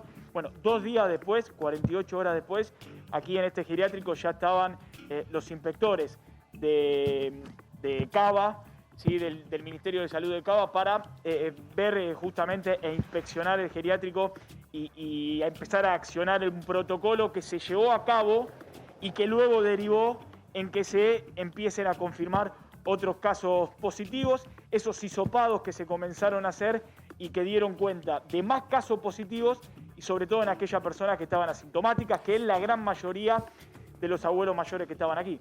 Gracias, Mauro. Y nos vamos a Chile, otra jornada con números récords, 59 muertos en las últimas 24 horas, ya son más de 1000 las personas que fallecieron en ese país por el coronavirus, pero además los contagios, más de 4.500 contagios en las últimas 24 horas, y en ese país son más de 105.000 los test que han arrojado positivos. Estamos trabajando en vivo con el doctor Kong. Gracias, doctor, por atendernos. Usted es parte de la medicina de urgencias allí en Chile, la Sociedad Chilena de Medicina de Urgencias. Imagino la situación, digo, después también de los números que trascienden de la situación en lo que es los hospitales con las camas de urgencia. ¿Cómo le va? Buenas tardes. Hola, buenas tardes. Un saludo a los vecinos de Argentina. Gracias, doctor, por atendernos. Bueno, si nos puede contar un poco más cuál es la situación de hoy en las terapias intensivas, como les decimos nosotros allí en Chile, porque la verdad que la información que llega desconcierta en función de qué es lo que puede pasar de aquí en los próximos 10 días. Sí, efectivamente las cifras que están arrojando ya la última semana, los informes que estamos realizando de manera consensuada, las distintas urgencias y hospitales del país, han demostrado que este margen que nos queda de camas críticas es cada vez menor. Sí. Y hoy día la gran crisis nacional se ve reflejada en la región metropolitana, donde se encuentra Santiago. El día de hoy ha sido notificado de que solo quedan 30 camas críticas en toda la región. Sí. Y eso implica que el 98% del sistema de la región metropolitana ya se encuentra colapsado. Por lo tanto, estamos jugando muy al límite hoy con nuestros enfermos y ustedes ven que las tasas han sido crecientes y muy aceleradas. O sea que van a llegar en algún momento a tener que decidir entre dos pacientes quién recibe un respirador y quién no lo recibe. Por ejemplo, ¿hay algún protocolo que los cubra a ustedes como médicos de esa responsabilidad? Mira, el verse enfrentado a esa situación hoy por hoy está siendo de manera local, en distintos hospitales de la región, porque Chile de alguna manera se preparó y ha utilizado tanto el sistema público y el privado como un único sistema, y estamos sacando pacientes de la región metropolitana a las otras regiones de Chile para utilizar las camas disponibles en esas regiones. Sin embargo, en el intertanto, como eso no es inmediato, uno se puede ver enfrentado a este dilema de tener que optar por uno u otro paciente para conectarle un ventilador, eso es efectivo. Y para ello existen protocolos hoy por hoy locales. ¿Y cómo se elige esa situación dramática?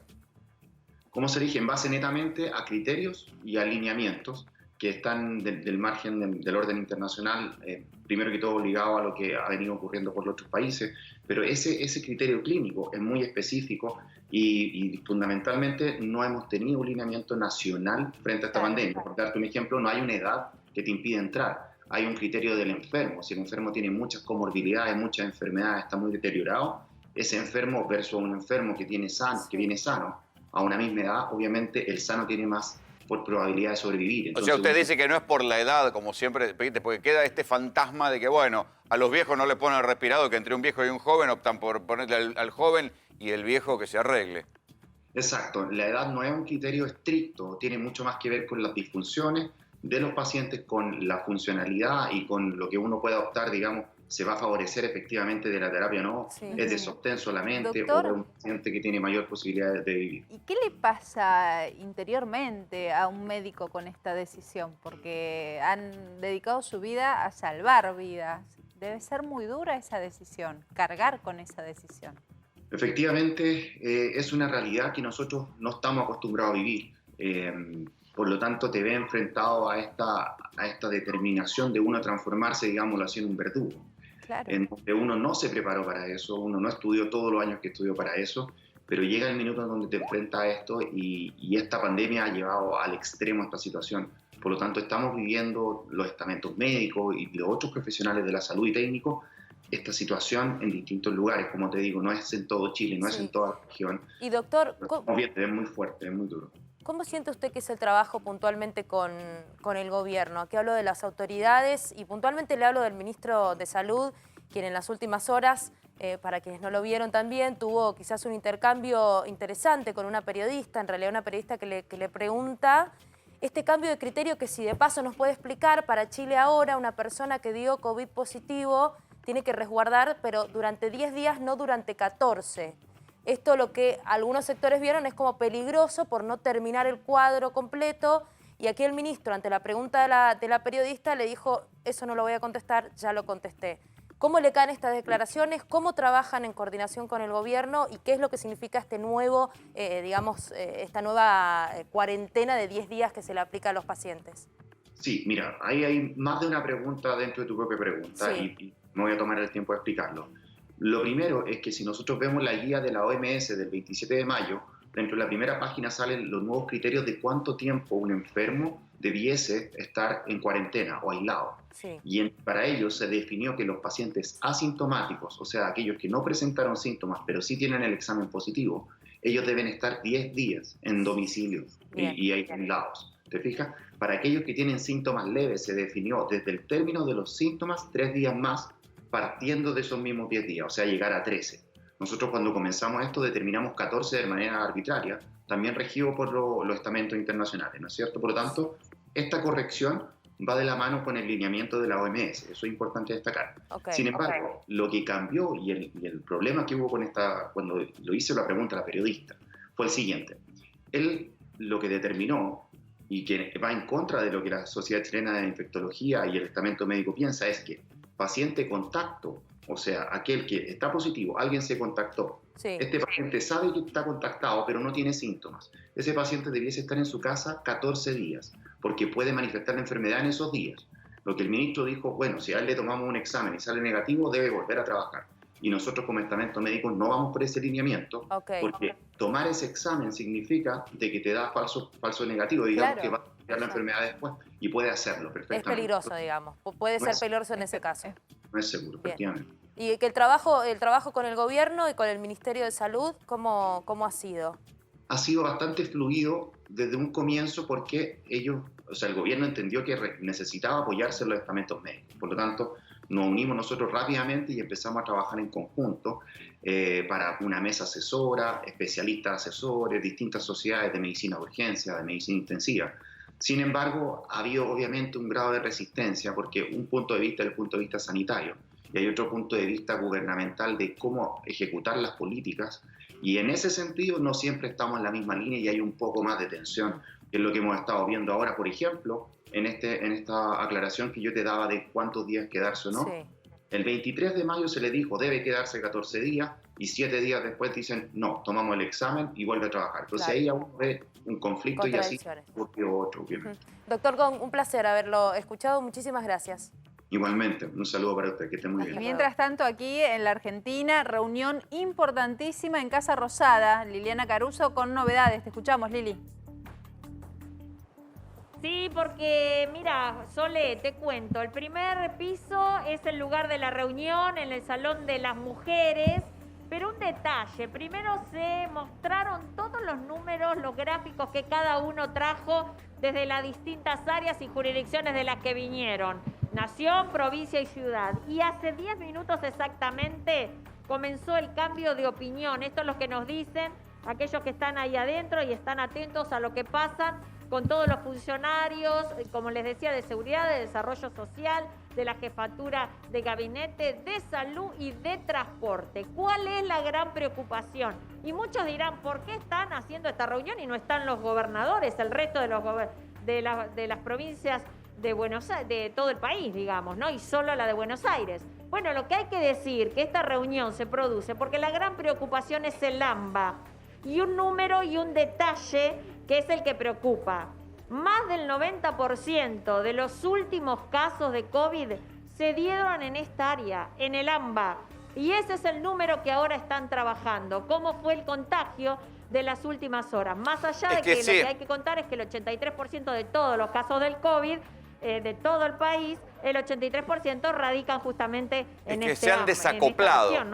La Argentina tiene dos realidades, capital y conurbano por un lado, con el 80 y pico % de los casos, un poquito en Chaco, y el resto de las provincias que han logrado aislarse de modo tal que tienen muy poca circulación de casos. Fíjate lo que pasó en Necochea. Un solo contagio que vino de Buenos Aires provocó una cadena de 200 personas en observación, montón de contagiados. Volver de Buenos Aires a Necochea o ir de Buenos Aires a cualquier otra provincia es tan peligroso como era en su momento llegar de España, llegar de Italia o llegar de China, porque uno llega a una ciudad y contagia. Entonces, todo eso está concentrado en Capital y Gran Buenos Aires. El asunto es la evolución. El pico ya llegó y pasó, están empezando a bajar los casos, o por delante, como dicen en provincia de Buenos Aires, tenemos por delante la montaña. Ahí está la cuestión, ¿no? Porque hasta ahora lo que pasó es que se congeló la situación en esa fase 3 y de ahí, con fase 3, siguen creciendo los contagios. Ahí es lo que tienen que definir, si van para atrás o van para adelante.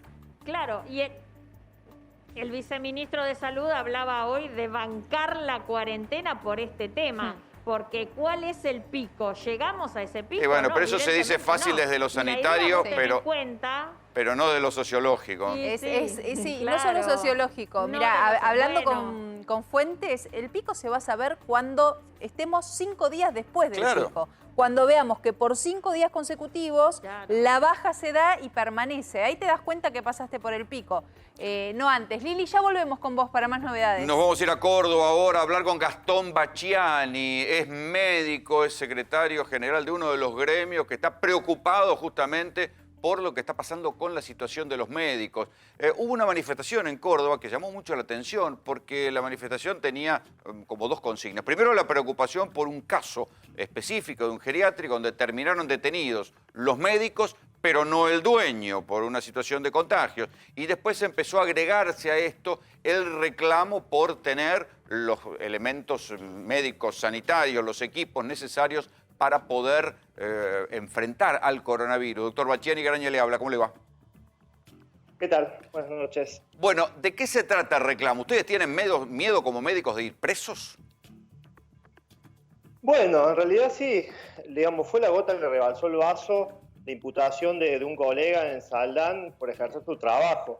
Se vio en la manifestación del lunes, nosotros también realizamos otra el jueves, manifestaciones muy masivas, pero en realidad es un reclamo histórico, el malestar de los médicos, del equipo de salud. Nosotros acá en Córdoba veníamos denunciando ya un ajuste sistemático en el sistema de salud, con falta de recursos, con condiciones salariales muy malas, que también se derivan del empleo, que en estas condiciones de pandemia... A ver, espere, porque si no es como meter todo en una misma bolsa. A ver, arranquemos por el pluriempleo. Los bajos salarios llevan a que un médico trabaje en varios lugares y ese trabajar en varios lugares los convierte en lleva y trae del virus. ¿Hasta ahí lo corregí bien? ¿Lo traduje bien?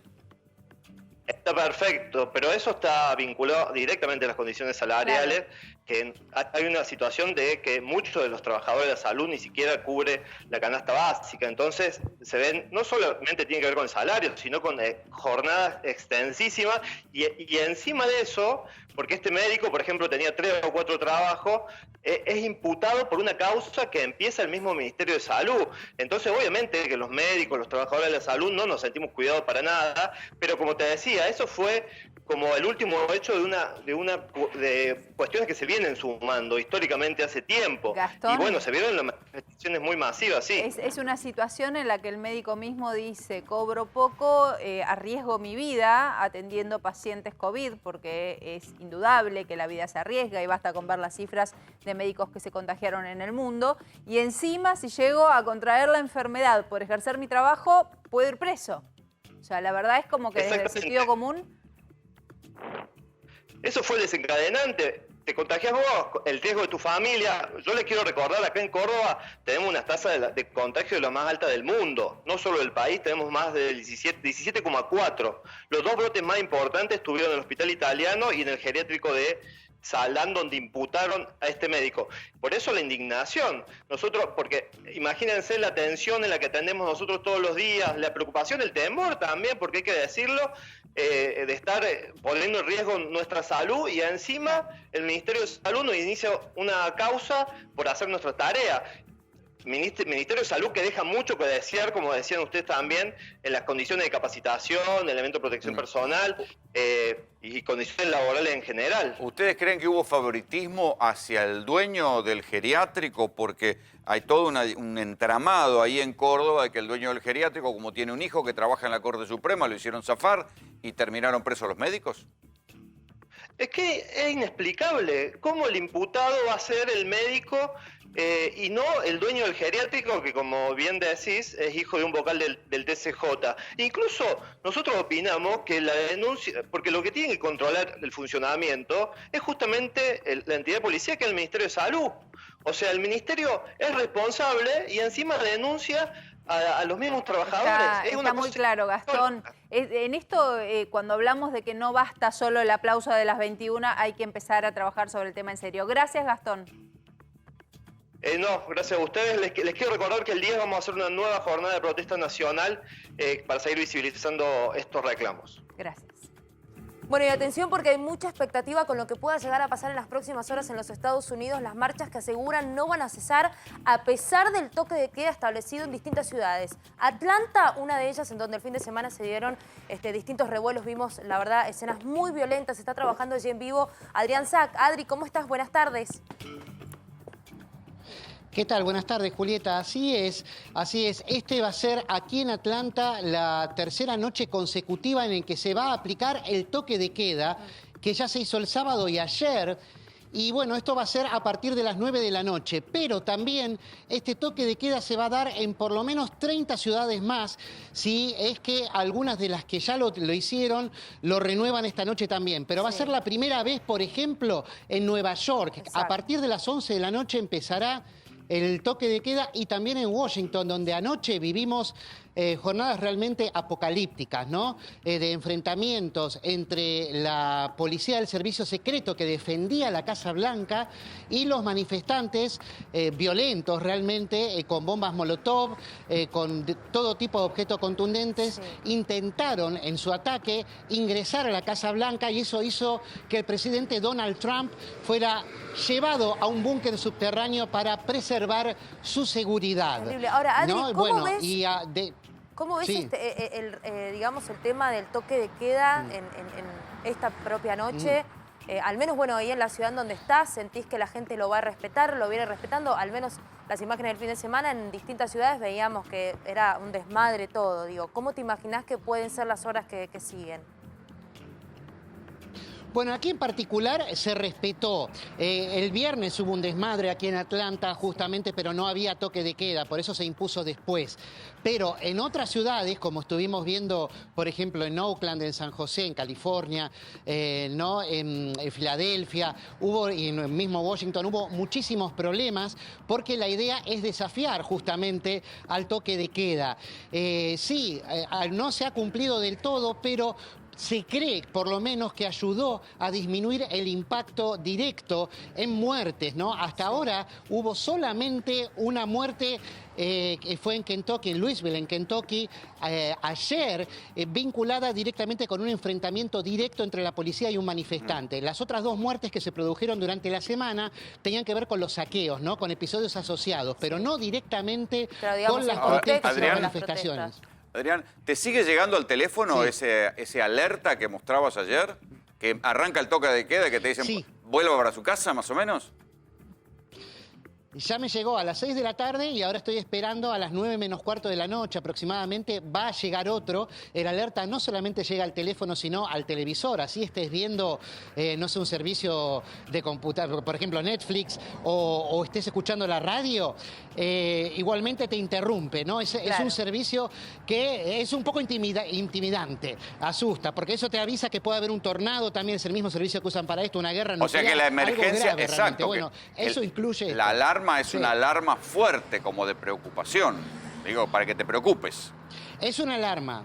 Es una alarma para que te preocupes y para que te quedes en tu casa si no querés ser parte de las noticias también, ¿no? Se ve a la policía en todas partes, una hora antes aproximadamente del toque de queda, y tenés que obedecerlo. Aquí ni siquiera se hizo, en este caso de Atlanta, nada parecido para prevención del coronavirus. Claro. Nunca, la policía nunca la viste en la calle custodiando. Sí. No, me Julieta. Preguntaba en tu opinión y sobre todo en lo que se maneja en los medios norteamericanos, ¿qué es lo que ha hecho a esta muerte tan diferente en comparación de otras que mostramos y que fuimos narrando de tal brutalidad durante todos estos años? ¿Qué es lo que marcó la diferencia?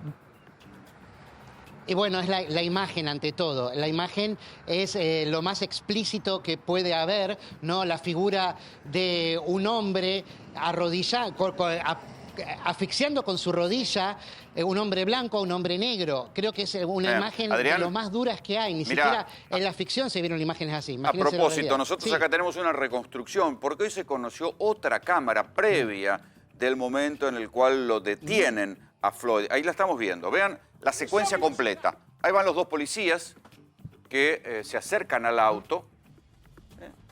Y cuando lo sacan, ahora van a ver cómo lo llevan. Un señor grandote, 1,90 m, Floyd. Bueno, lo llevan, lo esposan, lo tienen totalmente dominado. Ahí se ve cómo lo tienen Y dominado. él totalmente tranquilo. Esta es una cámara de un comercio. ¿Sí? Lo que no... Sí. Y ahí ya está el forcejeo. Ese es el forcejeo final, donde él le dice todo el tiempo no puedo respirar. Ahora bien, entre una cosa y otra, ¿qué pasó? Floyd se quiso zafar y lo terminaron tirando al piso. ¿Qué fue lo que pasó como para que si ya lo tenían esposado, lo terminen con una rodilla contra el piso y asfixiando y matando? Bueno, eso es justamente lo que están investigando ahora, cuál fue la causa de esta brutalidad y también quieren saber el nivel de complicidad de sus compañeros. Hoy la familia había encargado una segunda autopsia, porque la primera, recordemos, llevó a la imputación por tercer grado, es decir, por homicidio culposo a Derek Chauvin, que es el sujeto el ex policía blanco que lo asfixió. Y la autopsia independiente que hicieron hoy, los resultados indican que, contrariamente a lo que habían declarado los policías después del asesinato de Floyd, no estaba bajo el efecto de narcóticos y que además fue su muerte por compresión del cuello y de la espalda, con lo cual fue asfixia directa. Además están los elementos, ¿no? Que ya también esta tercera cámara que aparece, se ve, se nota, se aprecia que hubo varios intentos de la gente que estaba filmando por hacer que depusiera su actitud. Sí. Eso hace que no sea culposo, sino que realmente sea intencional. O sea, hay varios elementos sí, un desafío permanente a la gente que le decía, lo estás matando. Una situación que era evidente que iba a ocurrir. El hombre diciendo, no puedo respirar, nada más explícito en la vida que eso. Pero además, Adri, Sole, Rolo, el hecho, digamos, de que inicia todo, supuestamente una mujer que tiene un comercio que dice, vino un chico afroamericano, me dio $20 falsos, creo que es Adri, y se fue. Según los testigos, ese chico sale corriendo y cuando llega la policía, de manera arbitraria, deciden frenar al primer afroamericano que se les cruzó, que en este caso fue George Floyd. O sea, ni siquiera tenían pruebas suficientes de que él había sido. No les gustó su cara y ahí lo pararon directamente en la vereda. Claro, y justamente el hecho de que sea institucional este odio, ¿no? Este prejuicio, estas ganas de hacer justicia un poco más por mano propia, ¿no? Amparados en un uniforme, eso es lo que desencadenó realmente la violencia y el contexto, por supuesto, ¿no? De donde venimos con una pandemia terrible que se cebó con la... Muchas gracias, Adri. Chicos, y ahora nos vamos a ir a Uruguay porque allí otra noticia que realmente nos conmocionó a todos es la muerte de 3 infantes marinos. Aparecieron asesinados en una base allí en Montevideo, por eso está nuestro compañero Gustavo Descalzi. Gustavo, ¿cómo estás? Buenas tardes.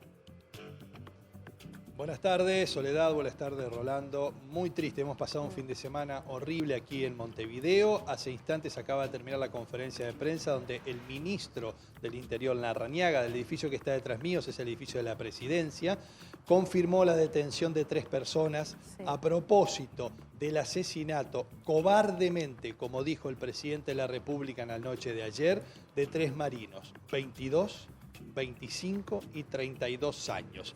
2 marinos que estaban apostados en el cuidado de la antena que tiene la naval recibieron en principio, por las primeras informaciones, 2 balazos en la cabeza cada uno y el tercer marino que estaba recostado en una habitación contigua, 4 tiros.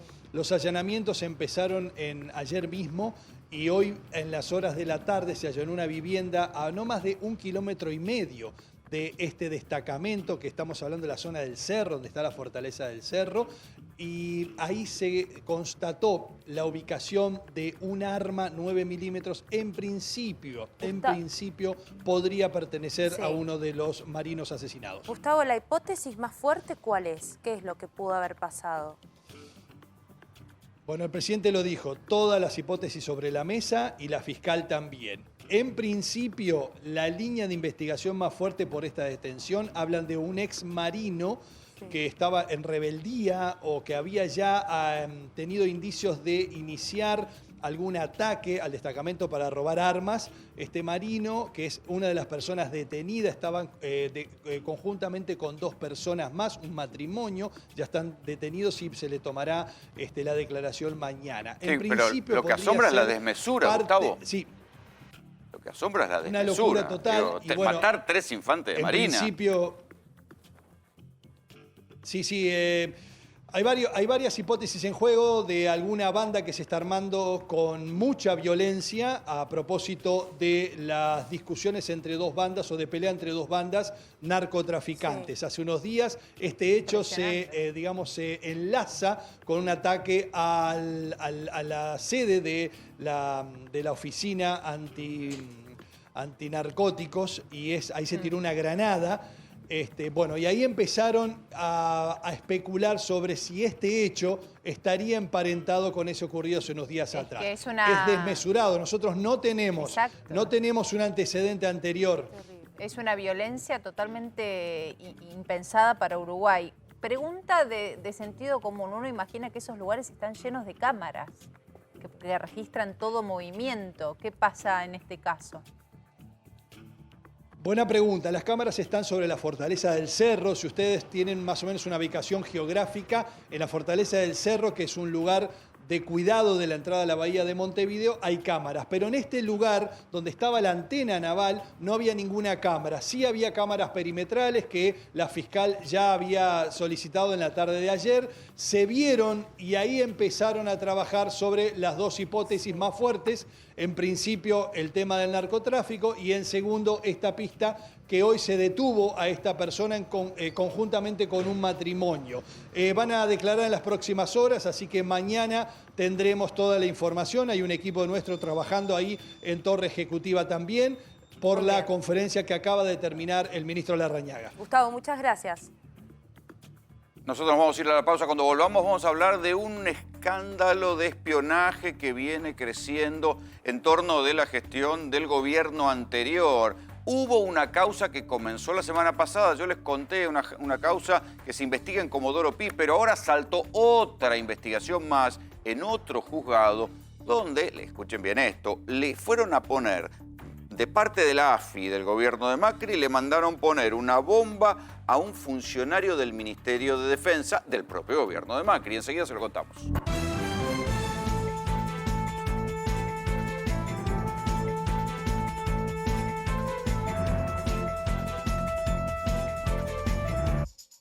Un pelo pesado nunca me va a parar. Línea micelar de Pantene.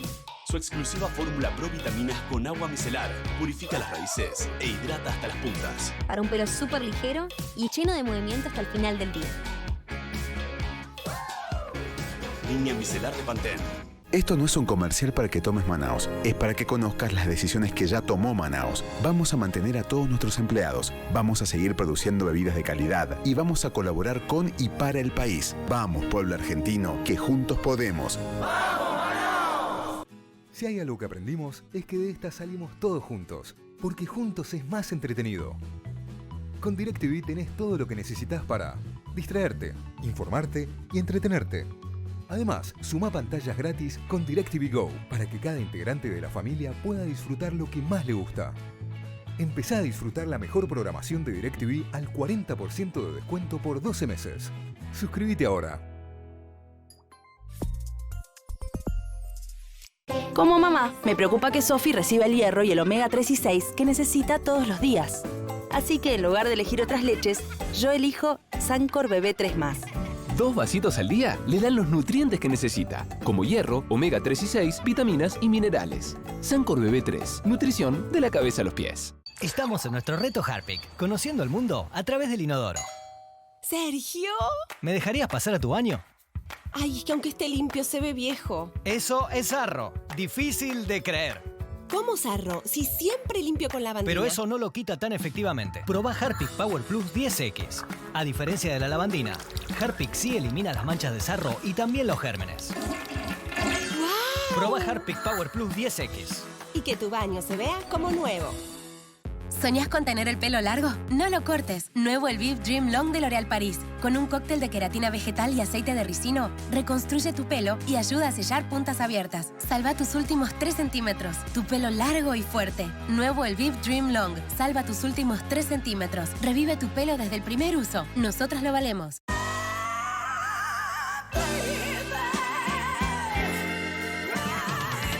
Cuidarlos no es fácil. Por eso elegís Actron Pediátrico para bajarles la fiebre, con un práctico dosificador y un rico sabor que hacen todo más simple. Nuevo nuevo jabón Asepsia Bicarbonato. Limpieza intensiva. Su fórmula con bicarbonato de sodio y agentes hidratantes limpia tu piel mientras la exfolia delicadamente. Usalo 2 veces al día. Cuando te despertás Y cuando te vas a dormir.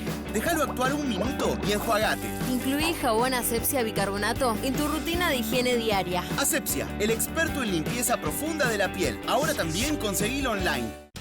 La Nación presenta Librópolis. Este mes, encontrá la mejor selección de libros con más novedades que nunca. Ideal para que tu tiempo en casa sea mucho más entretenido. Ya está en tu kiosco. No te lo pierdas. En Tienda Mía estamos para ayudarte. Comprá lo que necesites en Amazon e eBay de Estados Unidos y recibilo en 7 días sin moverte de tu casa. Notebooks y tablets con impuestos bajos. Adaptador Smart TV desde 3.500 pesos. Ropa de bebé Carters desde 600 pesos. Además, todos los libros del mundo con envío gratis. Todo lo que necesitas, encontralo en Tienda Mía. Del mundo a tu puerta. Las costumbres de la casa cambiaron. Ahora los zapatos se quedan en la puerta y nuestro hogar se convierte en el mejor lugar para estar. Cuídate y cuidalos. Desinfectante Tibu elimina virus, hongos y bacterias del aire y las superficies. Tibu, el desinfectante que cambia las normas. ¿Buscas mantener tus huesos y los de tu familia fuertes y sanos? Extra Calcio de la Serenísima es ideal para vos. Nueva leche Extra Calcio. Huesos sanos y fuertes. Leches funcionales de la Serenísima. Una para cada necesidad. ¿Por qué la Swift tipo casera es tipo casera? Porque es así de alta, dedo y medio, como lo hago yo. Estar en casa tiene otro sabor.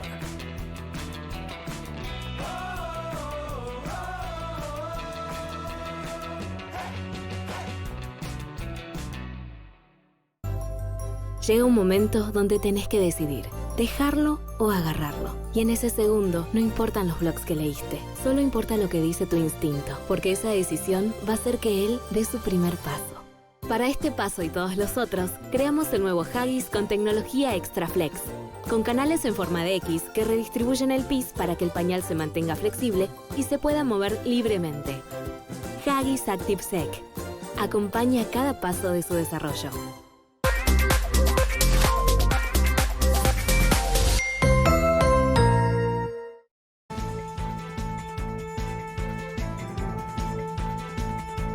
La compañía petrolera YPF desmiente terminantemente que piense licenciar a los empleados, como lo reflejan algunas notas periodísticas de las últimas horas. En ese comunicado, YPF dice que llegó a un acuerdo con el SUPE, que es el sindicato que nuclea a los trabajadores, para continuar atravesando esta difícil situación y con las cámaras de empresas y productoras de hidrocarburos para que los trabajadores de las empresas de servicios petroleros puedan cobrar hasta el 60% de sus salarios mientras no presten servicios efectivos. Reiteramos, YPF desmiente que vaya a licenciar a sus empleados, como lo decían distintas notas periodísticas.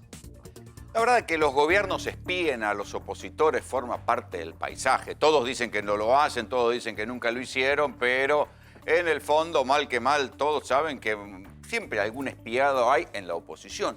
Lo novedoso y lo que está complicando cada vez más la gestión del gobierno de Mauricio Macri, sobre todo a la Agencia Federal de Inteligencia, es que espiaban a los propios. Y ahí empiezan las explicaciones difíciles de dar. ¿Por qué espiaban también a los propios? Espiaban a los opositores, también espiaban a los propios. La semana pasada yo les empecé a contar de esto. Un disco rígido que recuperaron de la Agencia Federal de Inteligencia donde estaba mal borrado. O sea que cada vez que se va alguien de la AFI, uno imagina que ese disco todo rígido vuela al riachuelo. No, bueno, estaba en una computadora, lo habían borrado mal y ahí aparecieron datos.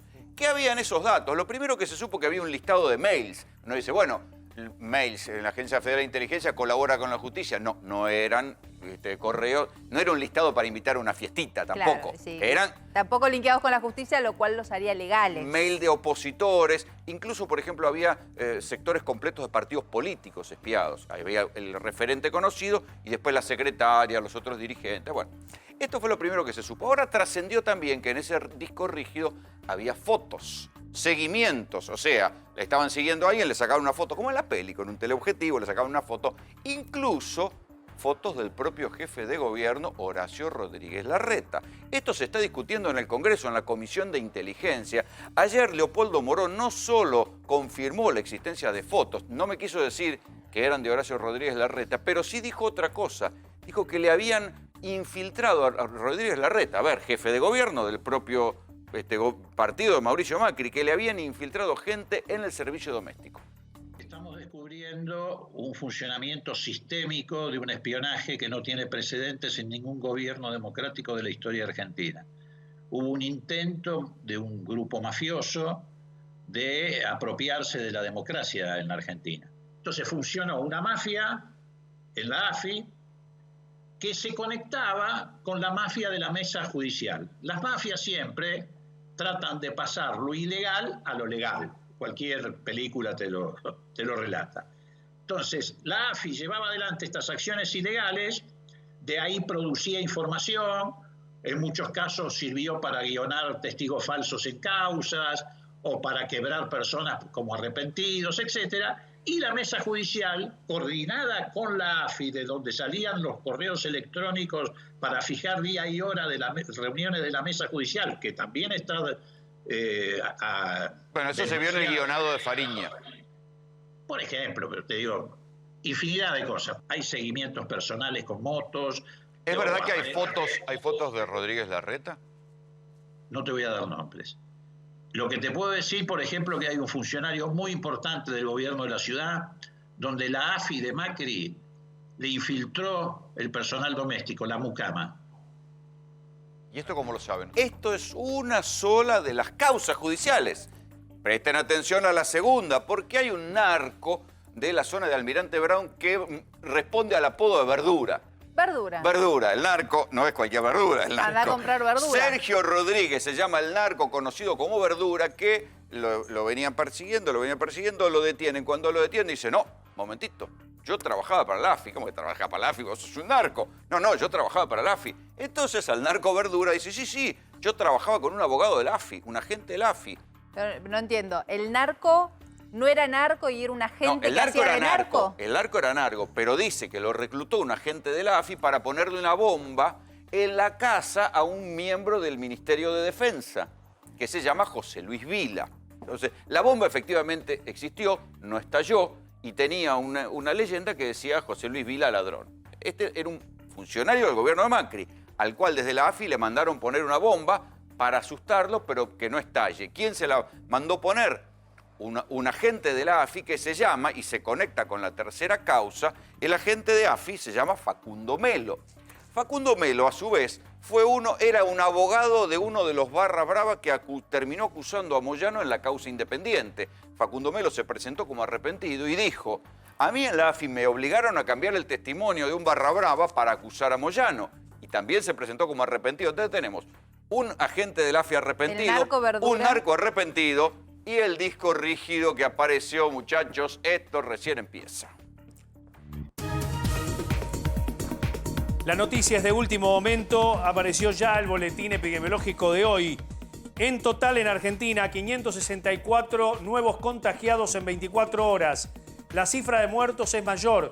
15 muertos reportados en estas últimas 24 horas. Los contagios en Buenos Aires, provincia, 252 y en Ciudad de Buenos Aires, 274. Pero el dato que les quiero dar es que en las muertes contabilizadas está la muerte más joven de la Argentina. 14 años, una chica que tenía enfermedades preexistentes en la provincia del Chaco. Sí, al margen de eso hay que decir que después, o sea, serían 2 días de 500 casos. Da para ilusionarse, obviamente es una tragedia las 15 muertes de hoy, pero da para ilusionarse pensar que de 795 pasamos a 540 y pico ayer y 564 hoy, que querría decir, si se mantiene la tendencia, que bajaron los contagios. Recordemos que como mínimo, Mariano, 5 días tendremos que mantener estas cifras para pensar en el tema es que te sube la curva de muertes, porque es 15 muertes cuando veníamos en un número más bajo por día.